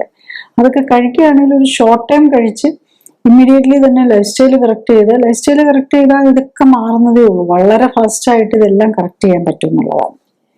നെക്സ്റ്റ് നമ്മൾ കൊടുക്കാവുന്ന ട്രീറ്റ്മെന്റ്, അവൈലബിൾ ട്രീറ്റ്മെന്റ് എന്ന് നോക്കിക്കഴിഞ്ഞാൽ ഒരു ലിവർ ഫെയിലിയറിലേക്ക് വന്നു കഴിഞ്ഞു, അതായത് ഒരു സീരിയസ് ആയിട്ടുള്ള സിറോസിസ് ഒക്കെ വന്ന്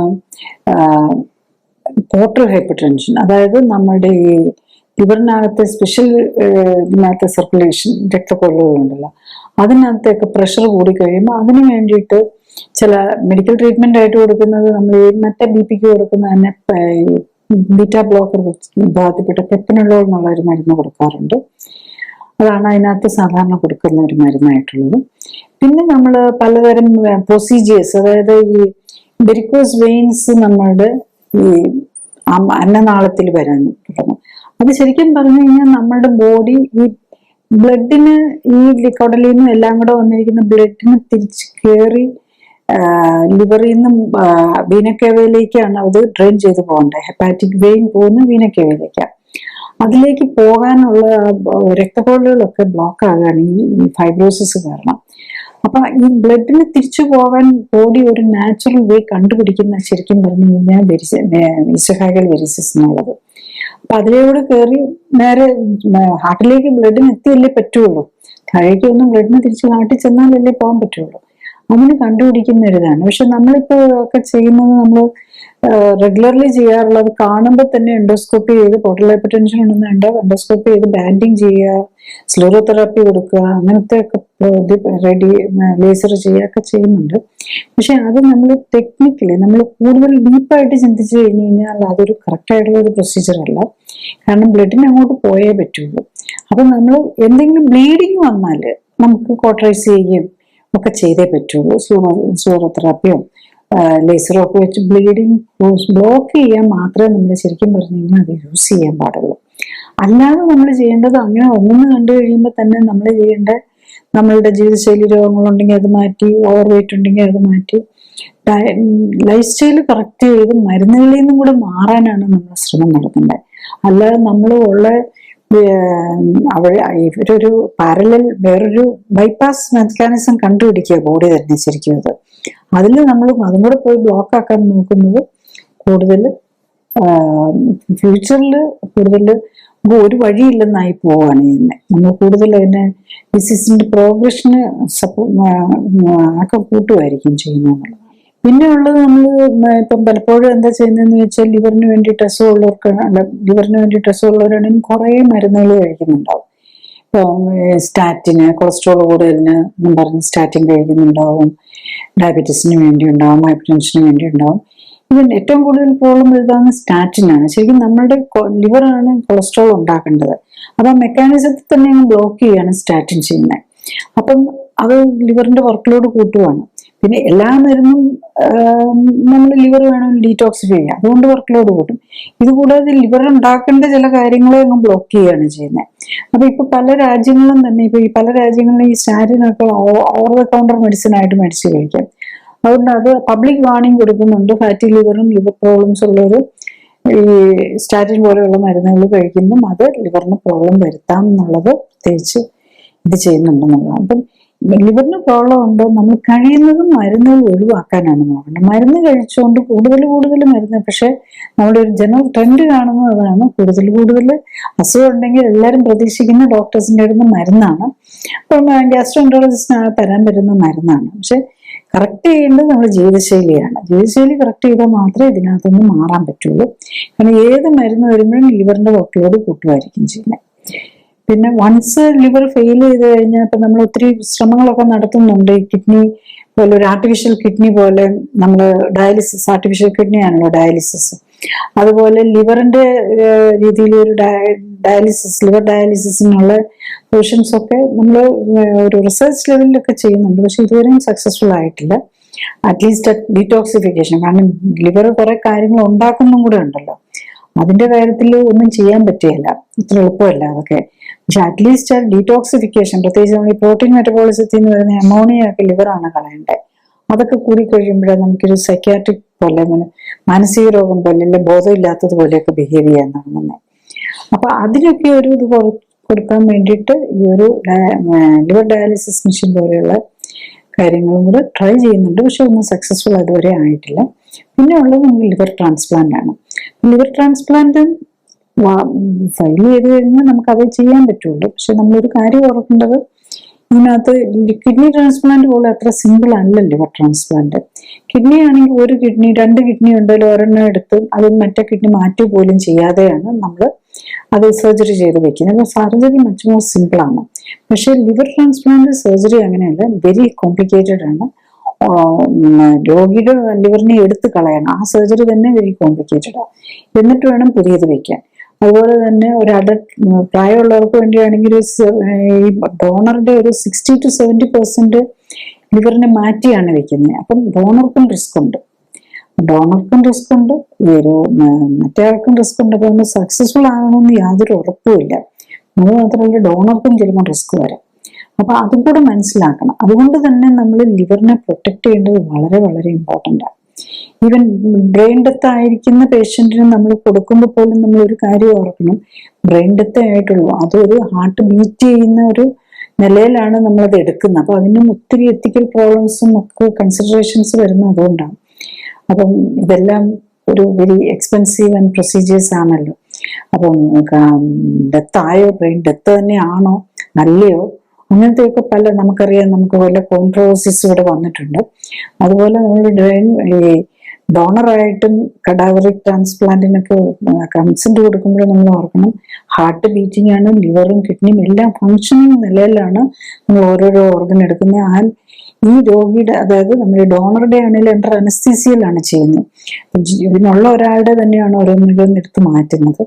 അപ്പൊ അതിന്റെയൊക്കെ ഒത്തിരി എത്തിക്കൽ കൺസിഡറേഷനും എല്ലാം ഉണ്ട്. അതുകൊണ്ട് നമുക്ക് ചെയ്യാവുന്ന എന്താണെന്ന് വെച്ചാൽ, നമുക്ക് ഉള്ള ലിവറിനെ പ്രൊട്ടക്ട് ചെയ്യാനായിട്ട് നോക്കാം. അപ്പൊ അതിനാണ് നമ്മൾ ഏറ്റവും സിഗ്നിഫിക്കൻസ് കൊടുക്കുന്നത്. നമുക്ക് എത്ര പണം ഉണ്ടെങ്കിലും ഒന്നും, ട്രാൻസ്പ്ലാന്റ് എന്നുള്ളത് പലരും ഒന്നും എക്സ്പെൻസീവ് പ്രൊസീജിയർ, പക്ഷെ അതുകൊണ്ട് മാത്രമായില്ല.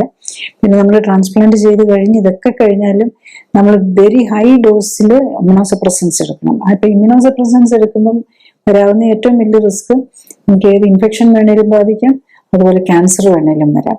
പിന്നെ അത്രയും മരുന്നും കഴിച്ചുകൊണ്ടിരിക്കണ്ടേ ഡെയിലി.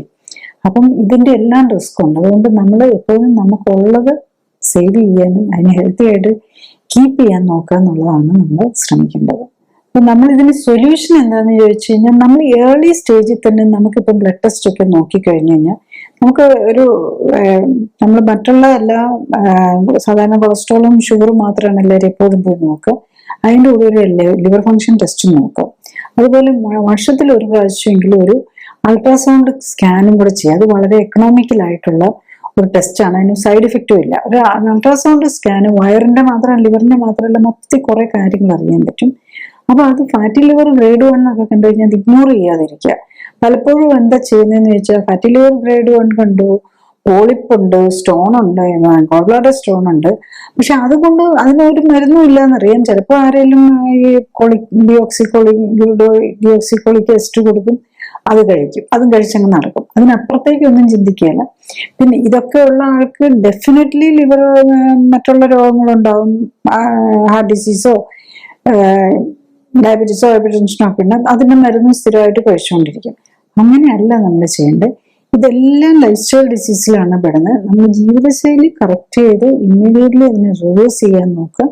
പോളിപ്പ് ഉണ്ടെങ്കിൽ അത് പോളിപ്പ് കുറഞ്ഞു വരുന്നു എന്ന് ഉറപ്പാക്കുക. സ്റ്റോൺ ഉണ്ടെങ്കിലും പോയി സർജറി ചെയ്യേണ്ട കാര്യമൊന്നുമില്ല. സ്റ്റോൺ മിക്കത് ബ്ലോക്ക് വന്ന് വേദനയൊക്കെ വന്നു കഴിഞ്ഞാൽ നമ്മൾ ചെയ്തേ പറ്റുള്ളൂ. അല്ലാത്ത കേസിലൊന്നും നമ്മൾ സർജറിയുടെ, അതായത് പ്രോബ്ലം ഇല്ലാത്ത ഗോൾ സ്റ്റോൺ ആണെങ്കിൽ അത് നമ്മൾ ഒന്നും ചെയ്യണ്ട. കറക്റ്റ് ലൈഫ് സ്റ്റൈല് കറക്റ്റ് ചെയ്ത് നമ്മുടെ ബോഡിയിലുള്ള എക്സസ് കൊഴുപ്പും ടോക്സിൻസും ഒക്കെ കളഞ്ഞു കഴിയുമ്പോൾ അത് തന്നെ കുറഞ്ഞു വരും എന്നുള്ളതാണ്. നമുക്ക് അൾട്രാസൗണ്ട് സ്കാൻ നമുക്ക് എത്ര വേണമെങ്കിലും റിപ്പീറ്റ് ചെയ്യാമല്ലോ, അത് വെച്ച് നോക്കുമ്പോൾ നമുക്ക് കാണാൻ പറ്റുന്നില്ല. അപ്പൊ ഒന്ന് നമ്മൾ ഡയറ്റ് കൺട്രോൾ കറക്റ്റ് ചെയ്യുക. പിന്നെ ഓൾറെഡി മരുന്നുകളൊക്കെ കഴിച്ചുകൊണ്ടിരിക്കുന്നവർക്കാണെങ്കിൽ മൾട്ടിപ്പിൾ രോഗങ്ങളുണ്ടെങ്കിൽ നമുക്ക് സെൽഫായിട്ട് കറക്റ്റ് ചെയ്യാൻ പറ്റില്ല. അപ്പം അങ്ങനെയുള്ളവർ നമ്മൾ ക്ലിനിക്കൽ സപ്പോർട്ടോട് കൂടി എടുക്കുക. അപ്പൊ അതിന് ആ ഒരു സപ്പോർട്ടും മോണിറ്ററിങ്ങും ഒക്കെ കിട്ടുമ്പോൾ നമുക്ക് മിക്കവാറും ഒരു ഈ ഡയബറ്റീസും ഹൈപ്പർ ടെൻഷനും ഒക്കെ പോലെയുള്ള ജീവിതശൈലി രോഗങ്ങളുള്ളവർക്കൊക്കെ ഡയബറ്റീസ് ഒക്കെ ടൈപ്പ് 2 ഡയബറ്റീസ് ആണെങ്കിൽ ഫസ്റ്റ് ഡേ തന്നെ മരുന്നിൽ നിന്ന് മാറാൻ പറ്റും എന്നുള്ളതാണ്. അതുപോലെ ഇതിനെ മന്ത് മിക്കവാറും 30 ഡേയ്സ് കൊണ്ട് മിക്കവാറും മരുന്നുകളെല്ലാം നിർത്താൻ പറ്റും എന്നുള്ളതാണ്. അപ്പൊ തന്നെ ലിവറിന് ആശ്വാസമായി. പിന്നെ വേറെ നമ്മൾ അതിനെക്കുറിച്ച് പറയേണ്ട കാര്യമില്ല. അപ്പൊ ലിവറിനെ പ്രൊട്ടക്ട് ചെയ്യാൻ ഫാറ്റി ലിവർ ഉണ്ടോ അത് മാത്രമേ ഉള്ളൂ, വേറെ അസുഖമൊന്നും ഇല്ലാത്തവരാണെങ്കിൽ സ്വയം തന്നെ ജീവിതശൈലി കറക്റ്റ് ചെയ്ത് എന്നിട്ട് മോണിറ്റർ ചെയ്യുക. ഒരു 3 മാസം കൊണ്ട് അത് മാറ്റാൻ നോക്കുക. 3 മന്ത്സിനുള്ളിൽ ഫാറ്റി ലിവർ മാറാൻ പറ്റുന്നതേ ഉള്ളൂ. ഗ്രേഡ് 1 ആണെങ്കിൽ മാറുന്നതേ ഉള്ളൂ. ഗോൾഡ് സ്റ്റോണിന്റെ ആണെങ്കിൽ സൈസ് കുറഞ്ഞു വരുന്നതാണ്. അങ്ങനെ മാറ്റാൻ പറ്റുന്നില്ല, നമ്മൾ ജീവിതശൈലി ചെയ്യുന്നത് ശരിയാകുന്നില്ല എന്നാണ്. അപ്പൊ നമ്മൾ വേറെ ഒരു ക്ലിനിക്കൽ സപ്പോർട്ട് എടുത്ത് ജീവിതശൈലി കറക്റ്റ് ചെയ്യാൻ നോക്കും. പിന്നെ മരുന്നുകൾ എടുക്കുന്നവർ ഡെഫിനറ്റ്ലി ക്ലിനിക്കൽ സപ്പോർട്ടോടെ വേണ്ടി വരും, അല്ലാതെ മരുന്ന് നിർത്താൻ പറ്റില്ല. അപ്പോഴും സപ്പോർട്ട് എടുത്ത് നോക്കി ഗ്രാജുവലി വേണം മരുന്ന് നിർത്താനായിട്ട്. ചുരുക്കി പറഞ്ഞാൽ, ഒന്ന്, ഫാറ്റി ലിവർ തുടങ്ങി സിറോസിസിലും ലിവർ ഫെയിലിയറിലും ക്യാൻസറിലും ഒക്കെ എത്തുന്ന കരൾ രോഗങ്ങളെല്ലാം തന്നെ ജീവിതശൈലി രോഗങ്ങളുടെ വിഭാഗത്തിലാണ് പെടുന്നത്. 2, ആധുനിക പരിശോധനകളിലൂടെ ഇത്തരം രോഗങ്ങളെ തുടക്കത്തിലെ കണ്ടെത്താനും ജീവിതശൈലിയിലെ അപാകതകൾ കണ്ടെത്തി പരിഹരിക്കുന്നതിലൂടെ കരളിനെ സംരക്ഷിക്കാനും കഴിയും. 3, പിത്താശയത്തിൽ ഉണ്ടാകുന്ന കല്ലുകൾ, മുഴകൾ, ക്യാൻസർ തുടങ്ങിയവയ്ക്കും കാരണം ഫാറ്റി ലിവറും ലിവറിന്റെ ആരോഗ്യക്കുറവുമാണ്. ദഹന പ്രക്രിയയെ സഹായിക്കാനായി കരൾ ഉണ്ടാക്കുന്ന പിത്തരസത്തിലെ വ്യതിയാനങ്ങളാണ് പിത്താശയ കല്ലുകൾക്കും ക്യാൻസറിനും ഒക്കെ കാരണമാകുന്നത്. 4, വിഷവസ്തുക്കളുടെ ആധിക്യവും പോഷകങ്ങളുടെ ഏറ്റക്കുറച്ചിലുമാണ് ഒട്ടുമിക്ക കരൾ രോഗങ്ങൾക്കും കാരണം. പോഷകങ്ങൾ അല്ലാത്തതെല്ലാം, നാം കഴിക്കുന്ന മരുന്നുകൾ പോലും പോഷകങ്ങൾ തന്നെ അമിതമായാലും കരളിനെ സംബന്ധിച്ചിടത്തോളം വിഷാംശമാണ്.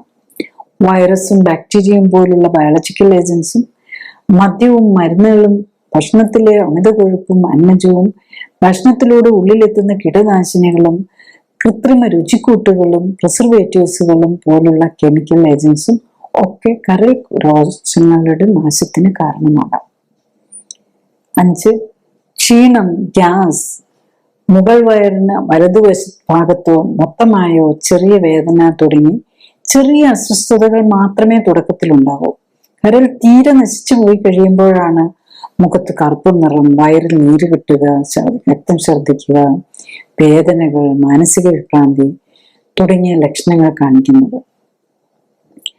6, രക്തപരിശോധനകളും അൾട്രാസൗണ്ട് സ്കാനും വഴി കരളിനെയും പിത്താശയത്തെയും ബാധിക്കുന്ന രോഗങ്ങൾ നേരത്തെ കണ്ടെത്തുകയും ജീവിതശൈലിയിലെ അപാകതകൾ കണ്ടെത്തി പരിഹരിക്കുകയുമാണ് കരൾ രോഗത്തെ തടയാനും ഒരിക്കൽ വന്നാൽ അതിൽ നിന്ന് മോചനം നേടാനും ഉള്ള എളുപ്പമാർഗം.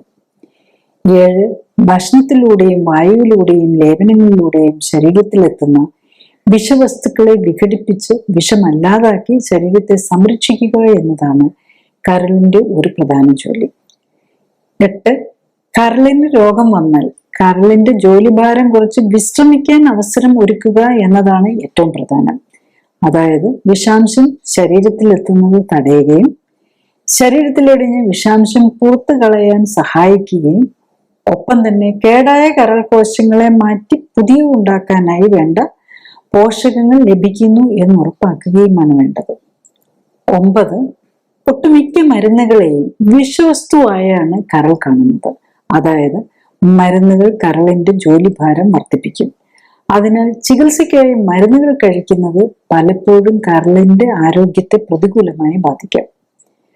10, ഓർമ്മിക്കുക, പ്രമേഹവും പ്രഷറും ഹൃദ്രോഗവും പോലുള്ള ജീവിതശൈലി രോഗങ്ങൾക്കായി മരുന്ന് കഴിക്കുന്നവർ ജീവിതശൈലി ക്രമീകരണത്തിലൂടെ ജീവിതശൈലി രോഗങ്ങളിൽ നിന്നും മരുന്നുകളിൽ നിന്നും മോചനം നേടിയാൽ മാത്രമേ ഫാറ്റി ലിവറും സിറോസിസും മൂലം ലിവർ നശിക്കുന്നത് തടയാനാവും. ഞാൻ ഈ പറഞ്ഞ കാര്യങ്ങൾ ശ്രദ്ധിച്ചു കേൾക്കാനും മനസ്സിലാക്കാനും കഴിഞ്ഞാൽ ഇത്തരം ജീവിതശൈലി രോഗങ്ങളുടെ കാരണം മനസ്സിലാക്കി അവയെ പ്രതിരോധിക്കാനും ഒരിക്കൽ വന്ന് നേരത്തെ കണ്ടെത്താനും ജീവിതശൈലിയിൽ വേണ്ട മാറ്റങ്ങൾ വരുത്തി അതിൽ നിന്നും മോചനം നേടാനും സഹായകമാകും. മരുന്നോ ഓപ്പറേഷനോ കൊണ്ട് ഇത്തരം ജീവിതശൈലി രോഗങ്ങൾ മാറ്റാനാകില്ല. കാരണം മരുന്നിന്റെയോ ഓപ്പറേഷന്റെയോ കുറവ് കൊണ്ടല്ല ഇത്തരം രോഗങ്ങൾ ഉണ്ടാകുന്നത്, മറിച്ച് ജീവിതശൈലിയിലെ അപാകതകൾ കൊണ്ടാണ്. അതിനാൽ ജീവിതശൈലി ക്രമീകരിക്കുന്നതിലൂടെ മാത്രമേ ഇത്തരം ജീവിതശൈലി രോഗങ്ങളെ പ്രതിരോധിക്കാനും ഒരിക്കൽ വന്നാൽ അതിൽ നിന്നും മോചനം നേടാനും സാധിക്കൂ. ജീവിതശൈലി രോഗങ്ങൾ കൂടി വരികയാണ്. ഒപ്പം തന്നെ ജീവിതശൈലി രോഗങ്ങൾക്കായി ഓപ്പറേഷനുകൾക്ക് വിധേയരാകേണ്ടി വരുന്ന രോഗികളുടെ എണ്ണവും കൂടി വരുന്നു. ഓപ്പറേഷന് മുമ്പ് രോഗത്തിന്റെ അടിസ്ഥാന കാരണം എന്ത്, ഓപ്പറേഷൻ എന്താണ് ലക്ഷ്യമിടുന്നത്, ഓപ്പറേഷൻ സമയത്തും അതിനുശേഷവും ഉണ്ടാകാവുന്ന അപകട സാധ്യതകളും പാർശ്വഫലങ്ങളും എന്തൊക്കെ തുടങ്ങിയ കാര്യങ്ങൾ രോഗികളും ബന്ധുക്കളും മനസ്സിലാക്കാൻ ശ്രമിക്കണം. ഒപ്പം തന്നെ ഓപ്പറേഷനിലൂടെ ലഭിക്കുന്ന പ്രയോജനം, ഓപ്പറേഷൻ കൊണ്ട് രോഗം മാറുമോ, ഇനിയും രോഗമുണ്ടാകാൻ സാധ്യതയുണ്ടോ തുടങ്ങിയ കാര്യങ്ങളും അറിയാൻ ശ്രമിക്കുക. അടുത്തത്, ആരോഗ്യ കാര്യങ്ങളെ കുറിച്ച് സംസാരിക്കുന്ന വ്യക്തിയുടെ ശാസ്ത്രീയ അടിത്തറ വിലയിരുത്തേണ്ടതുണ്ട് എന്നതാണ്.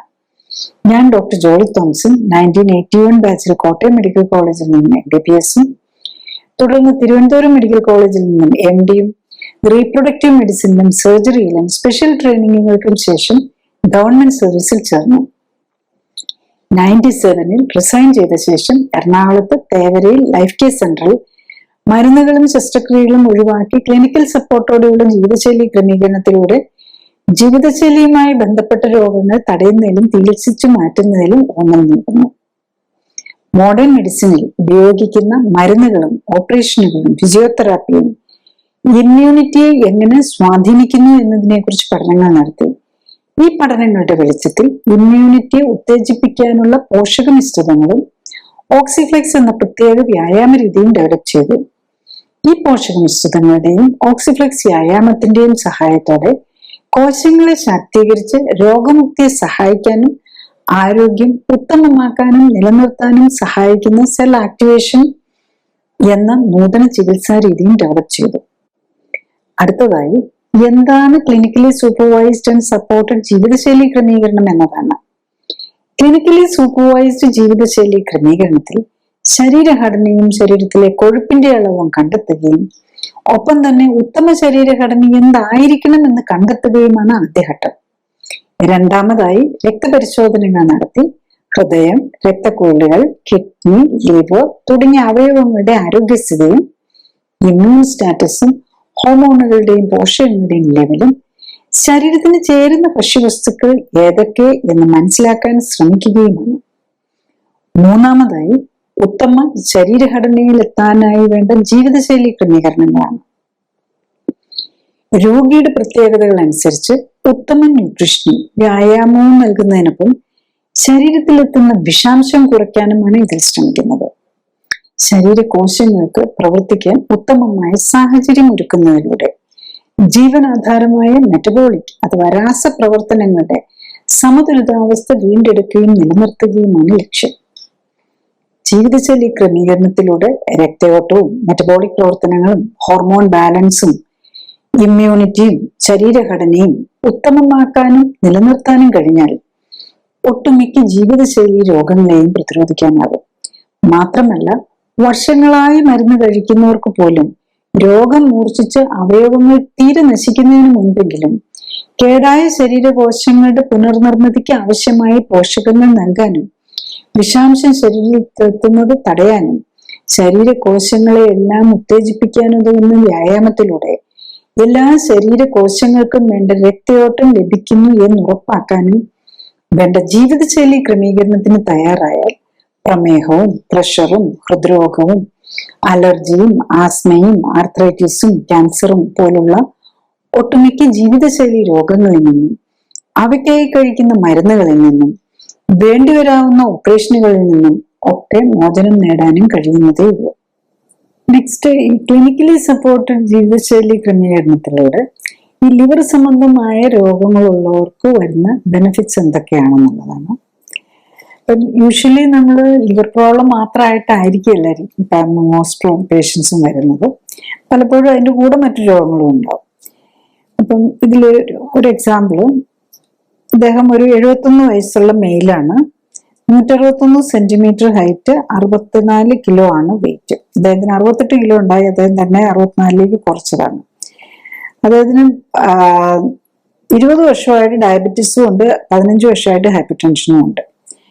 പക്ഷെ ഇപ്പോഴാണ് ലിവറിന്, നേരത്തെ അറിയായിരുന്നു ഫാറ്റി ലിവറൊക്കെ ഉണ്ടെന്ന്, പക്ഷെ ഇപ്പൊ ലിവർ സ്കാൻ നോക്കി, ഫൈബ്രോ സ്കാൻ നോക്കിയപ്പം സ്റ്റേജ് 4 ആയിട്ടാണ് കാണുന്നത്. അതുകൊണ്ടാണ് അദ്ദേഹം ഈ ക്ലിനിക്കലി സപ്പോർട്ടഡ് ലൈഫ് സ്റ്റൈൽ കറക്ഷനിലേക്ക് വരാനായിട്ടുള്ള കാരണം.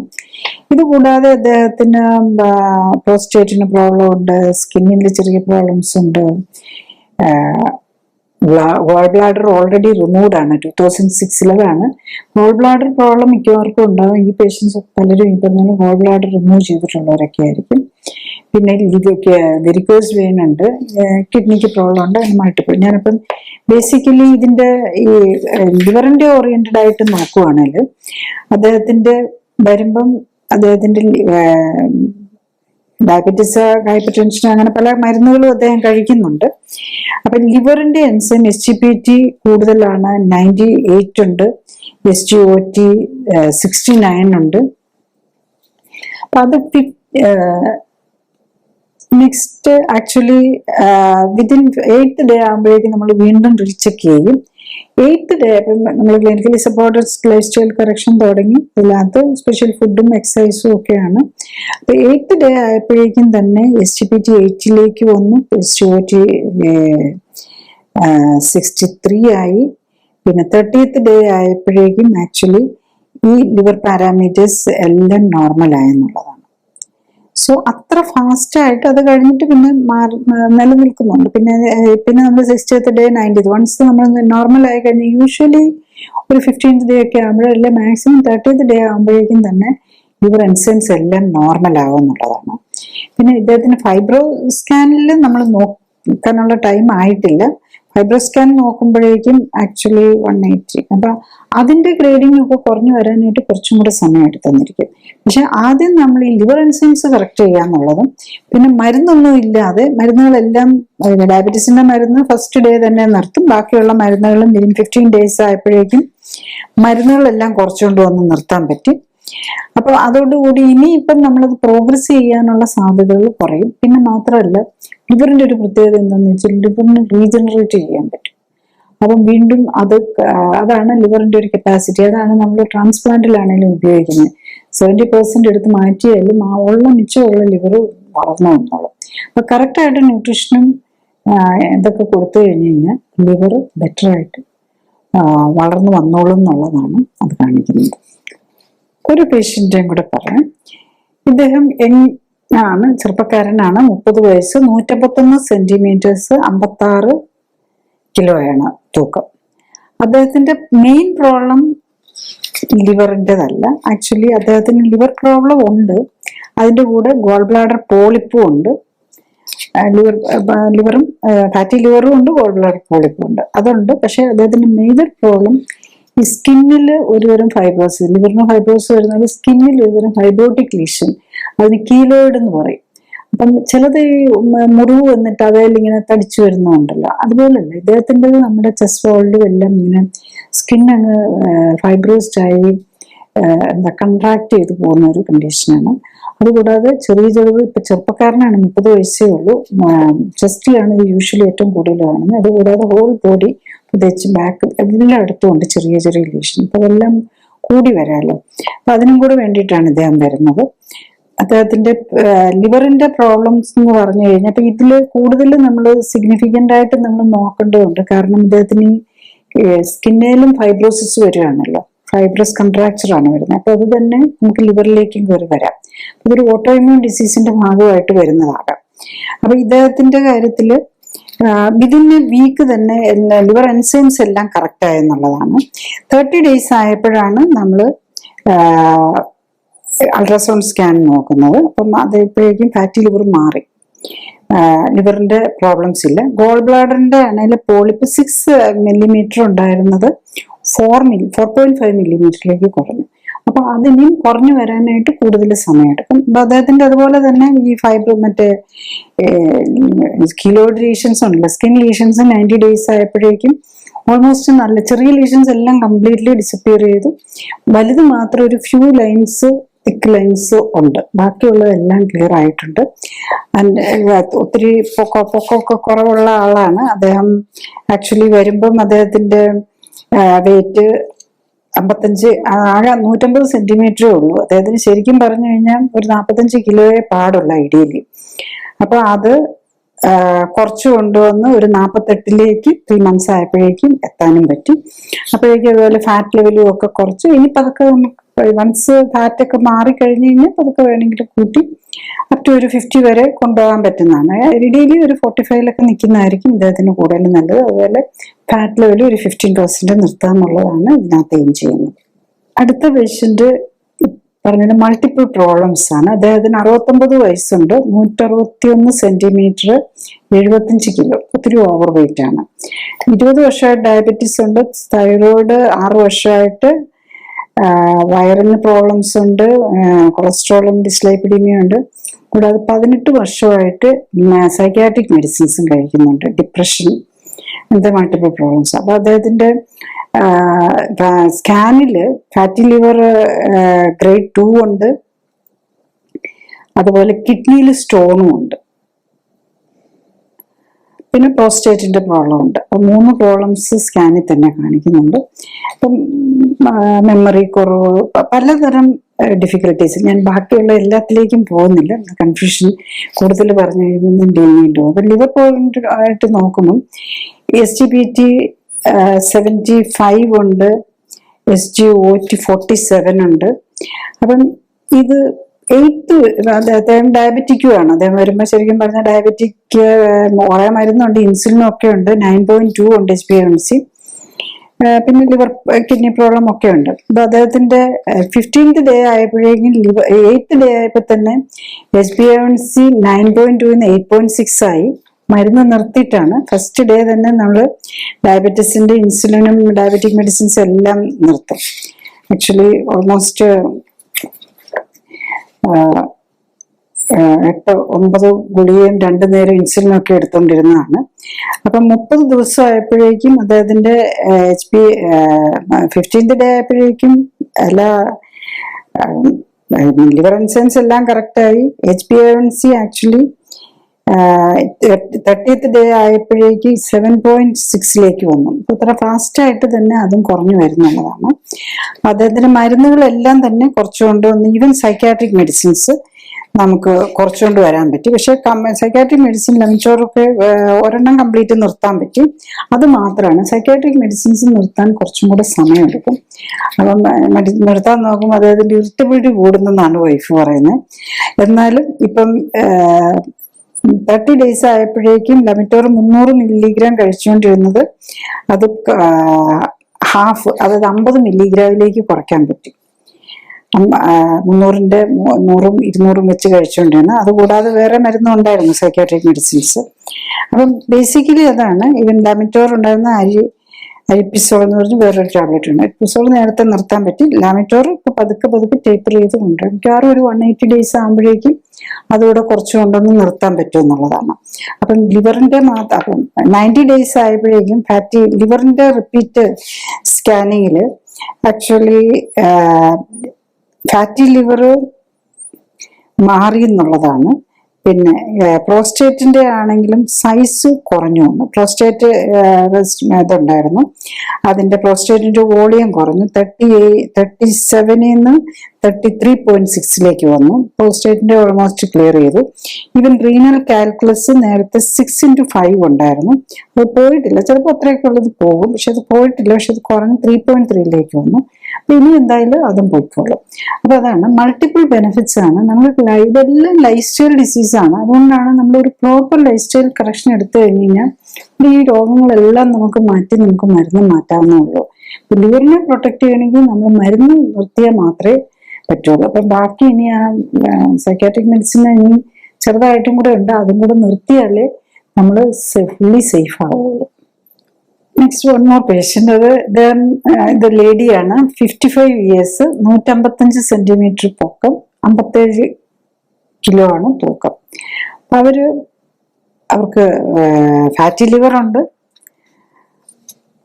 ഒരു 10 വർഷമായിട്ട് ഡയബറ്റിക് ആണ്, ഹൈപ്പർ ടെൻഷൻ ഉണ്ട്, ന്യൂറോപ്പതി, അങ്ങനെ മൾട്ടിപ്പിൾ പ്രോബ്ലംസ് ഉണ്ട്. ഇപ്പൊ അവരുടെ പ്രസ്സിംഗ് നീഡായിട്ട് ശരിക്കും പറഞ്ഞാൽ ഫാറ്റി ലിവറിന് വേണ്ടിയിട്ടല്ല ഇത് വരുന്നത്.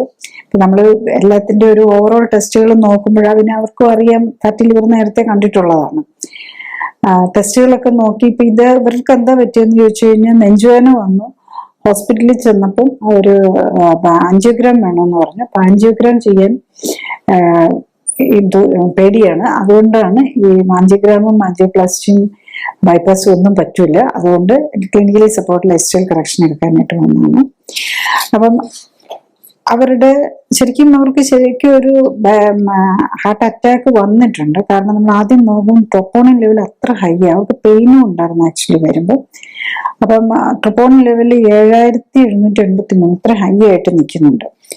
യൂഷ്വലി നമ്മൾ പെയിൻ ഇതുള്ളപ്പോൾ എടുക്കില്ല. പക്ഷെ അവർ ഒരു കാരണവശാലും അവർക്ക് സർജറി പറ്റില്ല എന്നുള്ള ഒരു ആറ്റിറ്റ്യൂഡിന്റെ പേരിലാണ്. അപ്പൊ നമുക്ക് ട്രീറ്റ്മെന്റ് ഡിനേ ചെയ്യാൻ പറ്റില്ല. നമ്മൾ യൂഷ്വലി അക്യൂട്ട് സിംറ്റമാറ്റിക് ആയിരിക്കുമ്പോൾ നമ്മൾ ട്രീറ്റ്മെന്റ് എടുക്കാൻ. പിന്നെ നമ്മൾ ഈ ടെസ്റ്റ് വന്നാലും അറിയുന്നില്ല. ഈ ട്രോപ്പോണിൻ ലെവലൊക്കെ നമ്മളിപ്പം ഹാർട്ടിന് പ്രോബ്ലം ആണ്, അവർക്ക് എന്താണ് എടുക്കുക, ബ്ലഡ് എടുത്തിട്ട് നമ്മൾ ട്രീറ്റ്മെന്റ് സ്റ്റാർട്ട് ചെയ്യാന്നുള്ളതാണ് വരുന്നത്. പിന്നെ ഫ്യൂ ഡേയ്സ് കഴിയുമ്പോഴേക്കാണ് റിസൾട്ട് വരുമ്പോഴാണ് നമ്മൾ ഇത്രയും സീരിയസ് കണ്ടീഷനിലായിരുന്നു എന്നുള്ളത് അറിയുന്നത്. അതുപോലെ തന്നെ ലിവർ SGPTയും SGOTയും ഒക്കെ ഹൈ ആയിരുന്നു എന്നുള്ളതാണ്. ഈവൻ ബിലിറൂബിന്, ആൽബുമിന് എല്ലാം പല ജസ്റ്റ് ഇത് മാത്രമല്ല പല പാരാമീറ്റേഴ്സും ഹൈ ആണ്. ഇൻസുലിൻ ലെവല് ഹൈ ആണ്. അപ്പൊ ഇവരിലാണെങ്കിലും 15th ഡേ ആണ് നെക്സ്റ്റ് നോക്കുന്നത്. നമ്മൾ ഏറ്റവും കൂടുതൽ ഇമ്പോർട്ടൻസ് കൊടുത്ത് ട്രോപ്പോണിൻ ലെവലിനാണ്. അപ്പൊ ഈ 7000 നിന്നത് 1075 ട്രോപ്പോണിൻ ലെവൽ കുറഞ്ഞു എന്നുള്ളതാണ് 8th ഡേ ആയപ്പോഴേക്കും. അതുപോലെ 15th ഡേ ആയപ്പോഴേക്കും ട്രോപ്പോണിൻ 158 എത്തി. 30th ഡേ ആയപ്പോഴേക്കും ട്രോപ്പോണിൻ നോർമലായി. അപ്പൊ പേഷ്യന്റ് സിംറ്റം നെഞ്ചുവേദനയൊക്കെ വിതിൻ ഫ്യൂ ഡേയ്സ് തന്നെ, അതായത് സ്റ്റാർട്ട് ചെയ്ത് കഴിഞ്ഞപ്പോൾ തന്നെ കുറഞ്ഞു. അപ്പൊ പിന്നെ നമ്മളെപ്പോഴും ഇങ്ങനെ ഡയഗ്നോസ് നെഞ്ചുവേദനയുള്ളവർ മാറുന്നില്ലെങ്കിൽ കാർഡിയാക് ICUയിൽ അഡ്മിറ്റഡ് ആവണം എന്ന് പറഞ്ഞാണ്. അപ്പം അവരുടെ പെയിനും കുറഞ്ഞു, ട്രോപ്പോണിൻ ലെവലും ഒക്കെ കുറഞ്ഞു വന്നു എന്നുള്ളത്. അതുപോലെ വെരി സിവിയർ ഡയബറ്റിക് ആയിരുന്നു, HbA1c 9 ആയിരുന്നു. നമ്മൾ ഡയബറ്റിക് മെഡിസിൻ എല്ലാം നിർത്തിയിട്ട് 8th ഡേ വന്നപ്പോഴേക്ക് 8.6 HbA1cയിലേക്ക് വന്നു. 30th ഡേ ആയപ്പോഴേക്കും HbA1c 8.1ലേക്ക് വന്നു. ആൻഡ് 90th ഡേ ആയപ്പോഴേക്കും HbA1c 6.1 വന്നു. അത് മരുന്നില്ലാതെയാണ്. അപ്പൊ 1 മന്ത് കൊണ്ട് ബാക്കി ഉണ്ടായിരുന്ന മരുന്നുകളും എല്ലാം നിർത്തി എന്നുള്ളതാണ്. നമ്മുടെ ലിവറിന്റെ ഫാറ്റി ലിവറിന്റെ ലിവർ എൻസൈംസ് നേരത്തെ മാറി. 30th ഡേ ആയപ്പോഴേക്കും ഫാറ്റി ലിവർ മാറി എന്നുള്ളത്, നോ ഫാറ്റി ലിവർ സ്കാനിങ്ങിൽ. അപ്പൊ അതാണ് അത്ര ഫാസ്റ്റായിട്ട് നമുക്ക് ഈ ഏത് തരം ജീവിതശൈലി രോഗമാണേലും കറക്റ്റ് മോഡല് നമ്മൾ ലൈഫ് സ്റ്റൈൽ കറക്ഷൻ, കറക്റ്റ് ന്യൂട്രീഷനും കറക്റ്റ് എക്സസൈസും ഒക്കെ ഇതെല്ലാം മാറ്റാം. ലിവറിന്റെ മാത്രമല്ല അതിൻ്റെ കൂടെ ബാക്കിയുള്ള കാര്യങ്ങളിലൂടെ മാറിക്കിട്ടും എന്നുള്ളതാണ്. ഇത് നെക്സ്റ്റ് ഒരു പേഷ്യൻറ്റും കൂടെ പറയാം. ഇത് 25 ഇയേഴ്സേ ഉള്ളൂ. അദ്ദേഹം 173 സെന്റിമീറ്റർ, 82 കിലോ ആണ് തൂക്കം. അദ്ദേഹത്തിന് ഫാറ്റി ലിവർ ഉണ്ട്. അതാണ് ഫാറ്റി ലിവർ ഉണ്ട്. പക്ഷെ അതൊരു നമ്മളൊരു അതിലല്ല അദ്ദേഹം ആക്ച്വലി ട്രീറ്റ്മെന്റ് വരുന്നത് ശരിക്കും പറഞ്ഞാൽ ടൊററ്റ് സിൻഡ്രോം എന്ന് പറഞ്ഞ് ചെറുപ്പം മുതലുള്ളതാണ്. ടൊററ്റ് സിൻഡ്രോം എന്ന് പറഞ്ഞാൽ നമ്മൾ ടിക്സ്, നമ്മുടെ മുഖം ഒരു വശത്തേക്ക് കൂടിപ്പോവുക, അല്ലെങ്കിൽ എന്തെങ്കിലും അവർ അബ്നോർമൽ ഇൻവോളണ്ടറി മൂവ്മെന്റ്സ്, അത് നമ്മൾ അറിയാതെ ചെറിയത് വരും. അപ്പോൾ അദ്ദേഹത്തിന് വരുമ്പോൾ ശരിക്കും പറഞ്ഞു കഴിഞ്ഞാൽ ഒരു സെന്റൻസ് പോലും പറയുമ്പോഴേക്കും ഈ ടിക്സ് വന്നൊരു 3-4 പ്രാവശ്യം നിർത്തേണ്ടി വരും. നമ്മളൊരു വിക്കെന്നൊക്കെ പറയുന്ന വിക്കല്ല, അത് വേറൊരു ടൈപ്പാണ്, ഇത് വേറൊരു രീതിയിലുള്ളതാണ്. അപ്പൊ ഒട്ടും കമ്മ്യൂണിക്കേറ്റ് ചെയ്യാൻ പറ്റൂല ആൾക്കാരുമായിട്ട്. അപ്പൊ അദ്ദേഹത്തിന്റെ ജോലിയും ഒക്കെ അഫക്ട് ചെയ്യൂല, ചെറുപ്പക്കാരനാണ്. അപ്പൊ അതിനാണ് ഇദ്ദേഹം വരുന്നത് ബേസിക്കലി. ഇതിന്റെ കൂടെ ഫാറ്റി ലിവറും കൂടെ നമ്മൾ ഫോളോ അപ്പ് ചെയ്തപ്പോൾ ഒരു സിമ്പിൾ ആയിട്ടുള്ള ഫാറ്റി ലിവറിന് ഒരു എക്സാമ്പിൾ ആയിട്ട് എടുത്തിട്ട്, പ്രത്യേകിച്ച് യങ്സ്റ്റേഴ്സ് പോലും ഈ കുറച്ച് അത്ര ഓവർവെയിറ്റ് ആണ്, അത്ര പറയാനില്ല, അത്ര മാസീവ് ഓവർവെയിറ്റ് ഒന്നും ഇല്ല, എന്നിട്ട് പോലും അത്രയും ഇതിൽ തന്നെ. പക്ഷെ ഫാറ്റ് ലെവൽ അദ്ദേഹത്തിന് 29.2% ഉണ്ടായിരുന്നു. അതാണ് ബോഡിയിൽ കൊഴുപ്പ് ഒത്തിരി കൂടുതലാണ്. ജെൻസിന് ശരിക്കും പറഞ്ഞു കഴിഞ്ഞാൽ ഒരു 15% ഫാറ്റേ വരാവുള്ളൂ. അപ്പൊ ആ ഫാറ്റ് കൂടിയത് കൊണ്ടാണ് ഇവിടെ ഈ ഫാറ്റി ലിവർ വന്നിരിക്കുന്നത്. അപ്പൊ ഇദ്ദേഹത്തിന്റെ ലിവർ എൻസൈംസും കൂടുതലായിരുന്നു. അതായത് അതിന്റെ കൂടെ ഇപ്പൊ ഒരു ഹെപ്പറ്റൈറ്റിസിലേക്ക് വരുന്നു എന്നുള്ളതാണ്. കാരണം അത്ര ഓവർ വെയിറ്റ് ഇല്ല. 25 ഇയേഴ്സിലാണെന്ന് ഓർക്കണം. നമ്മൾ ഫാറ്റി ലിവറും NASH, non alcoholic steatohepatitis, alcohol ഒന്നും ഉപയോഗിക്കുന്ന ആളല്ല. അപ്പം ഇദ്ദേഹത്തിൻ്റെത് 8th ഡേ ആയപ്പോ തന്നെ ഫാറ്റി ലിവർ എൻസൈംസ് എസ്ജിപിറ്റി 61 ഉണ്ടായിരുന്നത് 31 പറഞ്ഞു. അത്ര ഫാസ്റ്റ് ആയിട്ട് പറഞ്ഞു. ബാക്കി എല്ലാ പാരാമീറ്റേഴ്സും കറക്റ്റായി ഫാസ്റ്ററായിട്ട് തന്നെ അത് ചെയ്തു. ഇദ്ദേഹത്തിന് 80 കിലോ ഉണ്ടായിരുന്നു. 90 ദിവസം ആയപ്പോഴേക്കും is able to come down to 66 kg. ശരിക്കും പറഞ്ഞ ഒരു 62 വരെ എത്താവുന്നതാണ്. പക്ഷെ അദ്ദേഹത്തിന് ശരിക്കും ഒരു അറൌണ്ട് 60 വരെ 60 മതി. ഈ 173 സെന്റിമീറ്റർ ഉള്ള ആൾക്ക് ഒരു 62, നല്ല ജിമ്മിലൊക്കെ പോയി നല്ല ഫിസിക്കലി ഫിറ്റ് ആണെങ്കിൽ ഒരു 65 വരെയും പാടുള്ളൂ. പ്രത്യേകിച്ച് ഇതേ ഒരു ടെക്കി, നമ്മളുടെ കമ്പ്യൂട്ടർ ഫീൽഡിൽ വർക്ക് ചെയ്യുന്ന ടെക്കിയാണ് ആക്ച്വലി. അപ്പൊ അങ്ങനെയുള്ളവർക്കൊക്കെ അത്രേ പാടുള്ളൂ. അപ്പൊ ഇതിന്റെ നമ്മൾ ടിക്കിന്റെ കാര്യങ്ങൾ എടുത്തു കഴിഞ്ഞാൽ അതാണ് നമുക്ക് ഏറ്റവും ഒരു സന്തോഷം തരുന്ന ഒരു കാര്യം എന്താന്ന് വെച്ച് കഴിഞ്ഞാൽ, ആദ്യം വരുമ്പോൾ ഒരു സെന്റൻസ് പോലും കംപ്ലീറ്റ് ചെയ്യാൻ അത്ര ബ്രേക്ക് ഉണ്ടായിരുന്ന ആൾക്ക് ഒരു 5 minutes ഒക്കെ 5 to 10 minutes ഒക്കെ പറയുമ്പോൾ ചിലപ്പോൾ 1 or 2 അല്ലെങ്കിൽ എന്തെങ്കിലും ഒരു കോൺഷ്യസ് ഇതിലേക്ക് വരുമ്പോൾ മാത്രമേ വരുന്നുള്ളൂ. കംപ്ലീറ്റ് മാറിയിട്ടില്ല. ഇത് ചൈൽഡ്ഹുഡ് ചെറുപ്പത്തിൽ മുതലുള്ളതാണെന്ന് ഓർക്കണം. അപ്പൊ ഇനി നമ്മൾ അതിന്റെ ബാക്കിയും കൂടെ അതൊരു സെൽഫ് ട്രെയിനിങ്ങും എല്ലാം കൂടെ ആയിട്ട് വേണം. അതായത് ബോഡി കറക്റ്റ് ചെയ്യണം. ഈവൻ ഇദ്ദേഹത്തിന് 25 വയസ്സേ ഉള്ളെങ്കിലും അദ്ദേഹത്തിന്റെ ബോഡി ഏജ് 44 വയസ്സായിരുന്നു. അത് കുറച്ച് 31 കൊണ്ടുവരാൻ പറ്റി 3 മാസം കൊണ്ട്. ആക്ച്വലി ഇതിനി കുറച്ച് നല്ലൊരു 25 തന്നെ എത്തിക്കണം. അതിൻ്റെ കൂടെ ബാക്കി ഇതും കൂടെ വരുമ്പോഴേക്കും മിക്കവാറും ആ ടിക്സിന്റെ നന്നായിട്ട് തന്നെ മാറാനുള്ള പോസിബിലിറ്റി ഉണ്ട്. പക്ഷെ ഇപ്പം നമുക്കൊരു നോക്കിയ ഒരു പെർസെൻറ്റേജ് വൈസ് നോക്കിയ ഒരു 70% ഹീസ് റിലീവ്ഡ് ഓഫ് ഈ ടിക്സും അതുപോലത്തെ ഈ ഇൻവോളണ്ടറി മൂവ്മെന്റ്സിന് മാറാൻ പറ്റിയിട്ടുണ്ടെന്നുള്ളതാണ്. ക്ലിനിക്കലി സപ്പോർട്ടഡ് ജീവിതശൈലി ക്രമീകരണത്തിൽ രോഗലക്ഷണങ്ങളെ അല്ല ഫോക്കസ് ചെയ്യുന്നത്, അതിന്റെ അടിസ്ഥാന കാരണമായ ശരീരഘടനയിലെയും ഹോർമോൺ ബാലൻസിലെയും ഇമ്മ്യൂണിറ്റിയിലെയും വ്യതിയാനങ്ങളെയും അവയ്ക്ക് കാരണമായ ജീവിതശൈലിയിലെ അപാകതകൾ പരിഹരിക്കാനുമാണ്. അതുകൊണ്ടാണ് ഏത് പ്രായത്തിലുള്ള ആൾക്കും ഒരേ സമയം വ്യത്യസ്ത രോഗങ്ങൾക്കും രോഗലക്ഷണങ്ങൾക്കും അസ്വസ്ഥതകൾക്കും ആശ്വാസം ലഭിക്കുന്നത്. രോഗമുക്തിക്ക് ആധാരം ഇമ്മ്യൂൺ സിസ്റ്റമാണ്. ഇമ്മ്യൂൺ സിസ്റ്റത്തിന് ഉത്തമമായി പ്രവർത്തിക്കാനുള്ള അവസരമൊരുക്കുകയും അതിലൂടെ ശരീരത്തിന്റെ സെൽഫ് ഹീലിംഗ് പവറിനെ ഉത്തേജിപ്പിക്കുകയുമാണ് വേണ്ടത്. സ്വയം ജീവിതശൈലി ക്രമീകരിച്ച് ആരോഗ്യം ഉത്തമമാക്കി നിലനിർത്താനാണ് എല്ലാവരും ശ്രമിക്കേണ്ടത്.